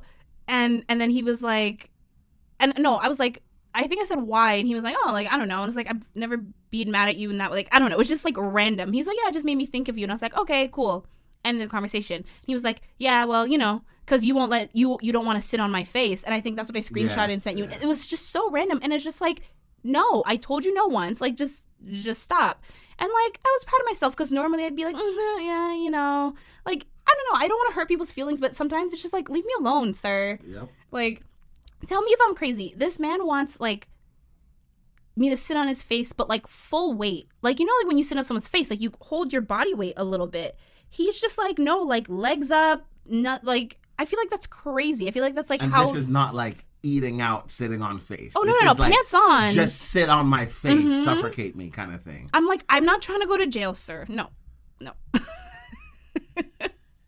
So I was proud of myself. I stood my ground on that one. I don't know how to react to that. The idea of like just having someone sit on a face and you just cannot breathe. He loves it. And I'm like, listen, I'm not kink shaming, like to each his own, but like I don't want to be on. I am too. That's what I said. I feel like Charles. I'm like, I'm not. I'm not there. Yeah, I'm like, I don't know how to ease into this with you, because when he first said sit on my face, I thought of it like everyone else does, right? And I'm like, oh, okay. And then he was just like, oh, like clothes, your pants don't even need to be off. And I was like, okay. And he was like, yeah. And then like, sorry, what? He's like full weight, like sit on my face, put your legs like over my like chest and like torso and like just like legs off. And I was like, yeah, I'm not trying to catch a charge. I've never even had a guy. I've had guys be like shit in my face, piss in my face, like fart in my face. Like I've never had like suffocate me with your body weight. Yeah. No. And he's been like, oh, like I had an ex and she did that before. I'm like, good, so call her up, not me. Yeah, I've also had like the use me as a human toilet requests. Those are just weird, but like those are like random people that I don't know. Like this is like a friend. But if they pay well. You know what? The guy actually, he did offer to pay me, but I was just like I said, it was just me. Like I was just I don't know. Take the money. I was Take like, how do I? And the lived experience. There you go. Take the money and a dump. No, but he was like, if you're on your period, it doesn't matter. Like I'll lick it up, I'll lick you clean. I was like, wait, I think that was the fucking episode that I watched with huge fucking idiot. Where he was like disgusting. If you're on your period, don't fucking get near me. I hate that. In one of the episodes that he just went on and on and on for 10 fucking minutes about I refuse to do anything. I'm not gonna put a finger in there. I'm not gonna put a fucking dick in there. No. You get a 10-foot pole. You stay, and like you were literally like, but you know, a period can last for a week. I don't give a fuck. You're not getting fucked for a week. Nothing. I'm not getting near you for a week. I love the different voices she does. Yeah. For me, she's like, oh, yours is always so soft and nice. He also had such a whitewashed voice that the first time that he said the N-word, I was like, oh god, this is so 2019. Like, this is an audio podcast for a reason, but now I have to just assume this man's black. The entire time I'm just like, okay, this is awkward. Is this allowed? Is this allowed? Yeah. I'm like, we're from the Caribbean, it's fine. But yeah, I guess if we're staying sexual, the thing that surprised me the most recently was that I can go a surprising amount of time with a dick down my throat. I hooked up with one of the biggest, if not the biggest guy that I've ever been with. He is a 6'8" Australian rugby player who's in town. Oh, damn. And when he sent me the dick pic, I was like, whoa, that's a big dick. But then when you take into account, he's 6'8". Yeah. Mm-hmm. And this thing fully extended past the belly button. I was like, hold the fuck up. Is this a baby arm? Is this a fucking baby arm? Yeah. Like, shit. Like I want to show you the fucking picture because it's actually the most insane fucking picture ever. He's like crouched down and he takes the fucking selfie and I'm just like, that is actually a third leg. But yeah, he comes over and he's like, it's fine. Most people can't give me head. Most people, their mouths are too small because the thing was thick too. And I was like, good for him. Fuck it. I'm trying it. I'm like, there's going to be a lot of gagging. I'm going to look uncomfortable. Yeah. I'm going to be gasping for air. I might even vomit, but if I do, I'm going to do it, like away from you. I'm like, but I just need to know that I just need to try this. Like, I don't think I'll ever be with a guy that is that big. Like, and I was just blown away. He was just like, yeah, okay, sure, go for it. And I was just, I was trying it. It was hard, very, but I got it down, and I just remember like fully like stuffed, looking up at him with my eyes, and just looking at him, and he's just like impressed. Wow. All right, eh? Like it was just, he was like, I was waiting for him to say something like crikey. Like I wanted him to say something Australian. I was like, I take the stingray down my throat in honor of Steve Irwin. So I was not surprised that night. I was like, I cannot believe I just did that. Like I literally, like, he left and I was like, it hurt. Like my throat fucking hurt. My throat hurts and I didn't even do it, okay? No, Hearing your story. Me too. Oh my god. No, but now that guy, like whatever, somebody's like, what's the biggest dick you've ever sucked? I literally send that picture now. Like literally just send that picture to my friends. I'm like, look what I got, what you didn't. He likes his trans ass. He doesn't like you. And I guess that guy, like in retrospect, I think that he was like, under the impression, or maybe he was like, I think that what he does a lot is he's like, oh yeah, just suck my dick. But if it's too big for you, then you still have to get me off. So like, I'll just put it in your ass. Like, I think that's the game that he plays when he hooks up with people, because I was getting that vibe. And then when I was actually successily blowing him, he was literally gooped and gagged. Yeah. He had no fucking clue how to react. The man was like, it wasn't even moaning. He was just like, okay. Like, I'm like, yeah, sure. And then it literally, like, when I finished him off, I was like, so how was that? He's like, was that your do you do this a lot? And I'm like, if only you knew, because this was like a grinder hookup. Like, I was fully just like in the mood to suck a dick that night, and I was like, I don't care if I get paid or not. And it just so happened to be the biggest dick I've ever seen in my life, and I was like, okay, works for me. And of course, it's a white guy. Like, as if they didn't already have half the fucking planet and all the police behind them. Now they gotta have the biggest dicks too. It's not fair. Shit ain't fair. Australians, interesting. Oh, baby. Don't entertain her. What? You don't like pain, so. No, I'm just saying. I've heard good things about Irish and Scottish. Not anymore. Well, yeah. I mean, size-wise. No, yeah. Oh yeah, like the Irish guys, they can be big. They just got, they don't know how to clean out their haggis. Wait, that's Scottish. Scottish haggis. It truly is an intestine stuffed with guts. That's what their dicks look like. Oh my god, I can't even imagine. Oh gosh, eating haggis? It's actually pretty good. No, no, a haggis dick. No, what is it? Spotted dick. Yeah. Oh god, spotted dick or just cheese dick in general. Like, I don't know what it is about. Like. I just say this though. I've never once been with a black guy who has had a smelly or bad dick at all. Even the ones who are like uncut, never. White guys, so fucking often. I don't get it. It's like hygiene isn't fucking taught to white people.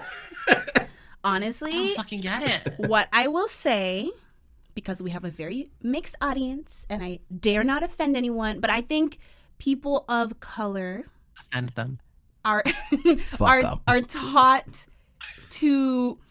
Let's just say no, let's just say literally every white guy I've dated, I've had to be like when you brush your teeth, do you brush your tongue? Like when you are in the shower, and one black guy too, but I'm like, when you're in the shower, do you like use like a washcloth or a rag, or do you just like use your hand? It's like, it's a different level of like, I don't know, every well, except for the one, every black guy I've dated have been like, no, like I've been taught to do this and this and this. Versus every white guy, it's just like, what? No, I didn't even know this. I'm like, that's why you've had cavities your whole life, because you don't brush your tongue and there's bacteria on there. Gingivitis, sir. Yeah. Oh yeah, like it's like my aura. I literally have an aura brush to go, because I'm like, if I am on the road and I am in the mood to give head, I will never give head with a tongue that has not been freshly scraped. Like, I refuse to. Because it's what you're smelling when you're giving head is literally just any junk and gunk that is on your tongue. Yeah. Mm-hmm. It's just smeared across that dick. So when you're sucking a dick, and like, and this is for all the dick suckers that are listening to this, if you are sucking a dick and it smells bad, it smells gross, it smells like morning breath, babe, it's you. Yeah. It's literally you. It's literally your fault. You need to go get a tongue scraper, scrape the fuck out of that bitch, get a light, no peppermint oil or mint oil mouthwash, mouth rinse that you put in after that to like set it and forget it, and then you go give head. Like, I refuse to give head without that. And it's so sad because I have like a full-blown blowjob kit now in my car. Like, you got the fucking tongue scraper, you've got the extra water bottle that has like a little spout in the top of it so that I can squeeze it to like get all the gunk off the aura brush. Then I have like the very light gentle mint fucking mouthwash, just that I now have to refill like every fucking week, because I have been, last week was a fucking crazy week for me. I don't know what it was, but I was doing deliveries like far and wide, and I just put on my grinder, like, if you see me in your area and you want head right now, just message me. Literally just message me your address. Like, it was like a whore week for me. I was like, fuck, I don't know what it was. Good for you. I was like, I was just hungry. Yeah, seriously, good for you. I mean, hey, it's content at the end of the day, so. Well, there you go. Like, even if it isn't content, it's still like, I'm still content doing it, so it's fine. Content and content. There we go. Hey. Speaking of content, would you like to let everyone know where they can find you? Yeah, so if you'd like to hear me talk about more sex and situations of that matter, me being a whore, you can check me out on TikTok at Jazmine Shits, Jazmine Shits. That's because usually I'm taking a shit while I make these videos. No joke, no cap.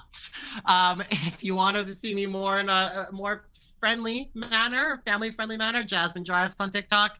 On what's it called? Instagram, I'm Jazmine Khan, JazMineKhan. Yeah, did you know that Khan is spelled for Muslims HAN, and then for Jewish people it's AHN? Oh, no, I didn't know that. Learned that. No, I didn't. Yeah, know that. so whenever somebody misspells my name, I'm like, nope, not a Jew. But yeah, on Instagram, it's funny because I haven't. It's funny that you messaged me because I literally haven't made a video in a month.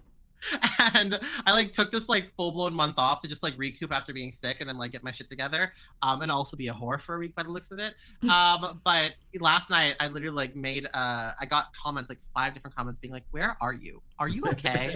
I'm like, babes, follow the Instagram, check it out, because that is where I actually am posting like every day to remind people that I am still alive in some facet. But yeah, and then I'm just very excited because right now I'm working on the premiere of my OnlyFans, which is not going to be me sucking dick, surprisingly, but it will be the stories that I share on TikTok, just extremely blown up, full detail, as much as I can possibly give you, full episodes. Like my episodes of Jazmine F Cks are literally 3 minutes, and I often leave out so many details. I can't tell the full stories, but that's also because of censorship. So for the OnlyFans, it'll be those same episodes, but the full versions of the stories. And I'm not going to be one of those assholes who like will tell you the full story on TikTok and be like, to see the rest of it, go to my OnlyFans. I'm not going to do that. You're still going to get the story no matter what, but you're going to get all the nitty gritty, dirty details, maybe a couple of pictures, maybe a couple of videos, who knows what's going to come in there. And it's going to be like professionally done and professionally edited and not me taking a fucking shit while I tell the story. And that's going to be, I think it's Jazmine from TikTok is the OnlyFans account. So it's going to be fun working on the videos, because what I need to do is I actually have to refilm all 42 Jazmine F Cks episodes full length, which means scripts, editing, set design, getting myself looking appropriate and doing all that, editing it all, getting it up, because the last thing I want is to start an OnlyFans that has nothing on it. I want to make sure that there's a little bit of legacy content for people. And then there's going to be exclusive stories that are going to be on there. Those are going to be like the really raunchy ones, especially the ones that talk about like sex. Like there's this one sex work story that I've been wanting to tell so badly for a year now, of a woman who had seen that I had self-harm scars on my arm in my sex work post on Leo List. And she was like, I want you to do that to me while you fuck me. Oh. So that's a story. It's not exactly what ended up happening in the end, but it's one of my favorite, like, most fucked up sex work stories that I have that I cannot wait to post. That's gonna have to be on OnlyFans. I can't even say that on TikTok without getting flagged. Exactly. Yeah, for sure. And you said your OnlyFans is gonna be Jazmine on TikTok. Jazmine from TikTok. Jazmine from TikTok. Okay.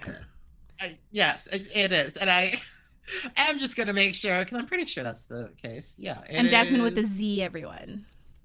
Yes. It is Jazmine with a Z. Yeah, it's Jazmine from TikTok. Jazmine from TikTok. Thank God. It's but I'll be spamming the fuck out of it when I make it. Like literally every video is gonna be like, have you checked out my OnlyFans?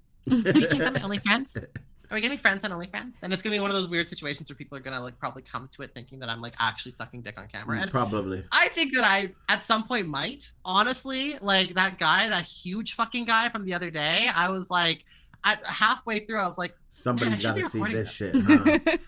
Yeah, like all I have is a picture of your dick. I don't have a picture of it next to my head where it literally is longer than my head. So let's do that sometime. And I literally messaged him the other day and I'm like, hey, so you should drop by again sometime, except this time during the day, put on a lot of makeup and you'll hold the camera. Yep, he'll like that. Like a good POV shot. Yep. Yeah, here's the hoping. And then you just see like the entire background, because I'll make him film it in front of the fucking window. I'll be like, look at all the people on the street. You'll just see, the fucking Haribo gummy candy mascot has been on the fucking street corner just like promoting Haribo gummies for the last month. And I don't know why, but every Saturday from like 12 to 4, that motherfucker's across the road from me. And the amount of times that I've given head and the guy that I'm blowing is like, man, he just keeps giving candy to kids. I'm like, how about you give me your kids? Your kids should be my candy. Stop worrying about a big mascot. But yeah, those are my socials. I appreciate it if y'all would follow. It's gonna be fun. I cannot wait to see where my little internet excursion goes in the next couple months, because it is gonna really skyrocket when I start consistently pumping out content, because I'm getting paid to make the content. Yeah. It's a huge difference between making content for free and, missing work because I have to refilm a video 10 times fucking over.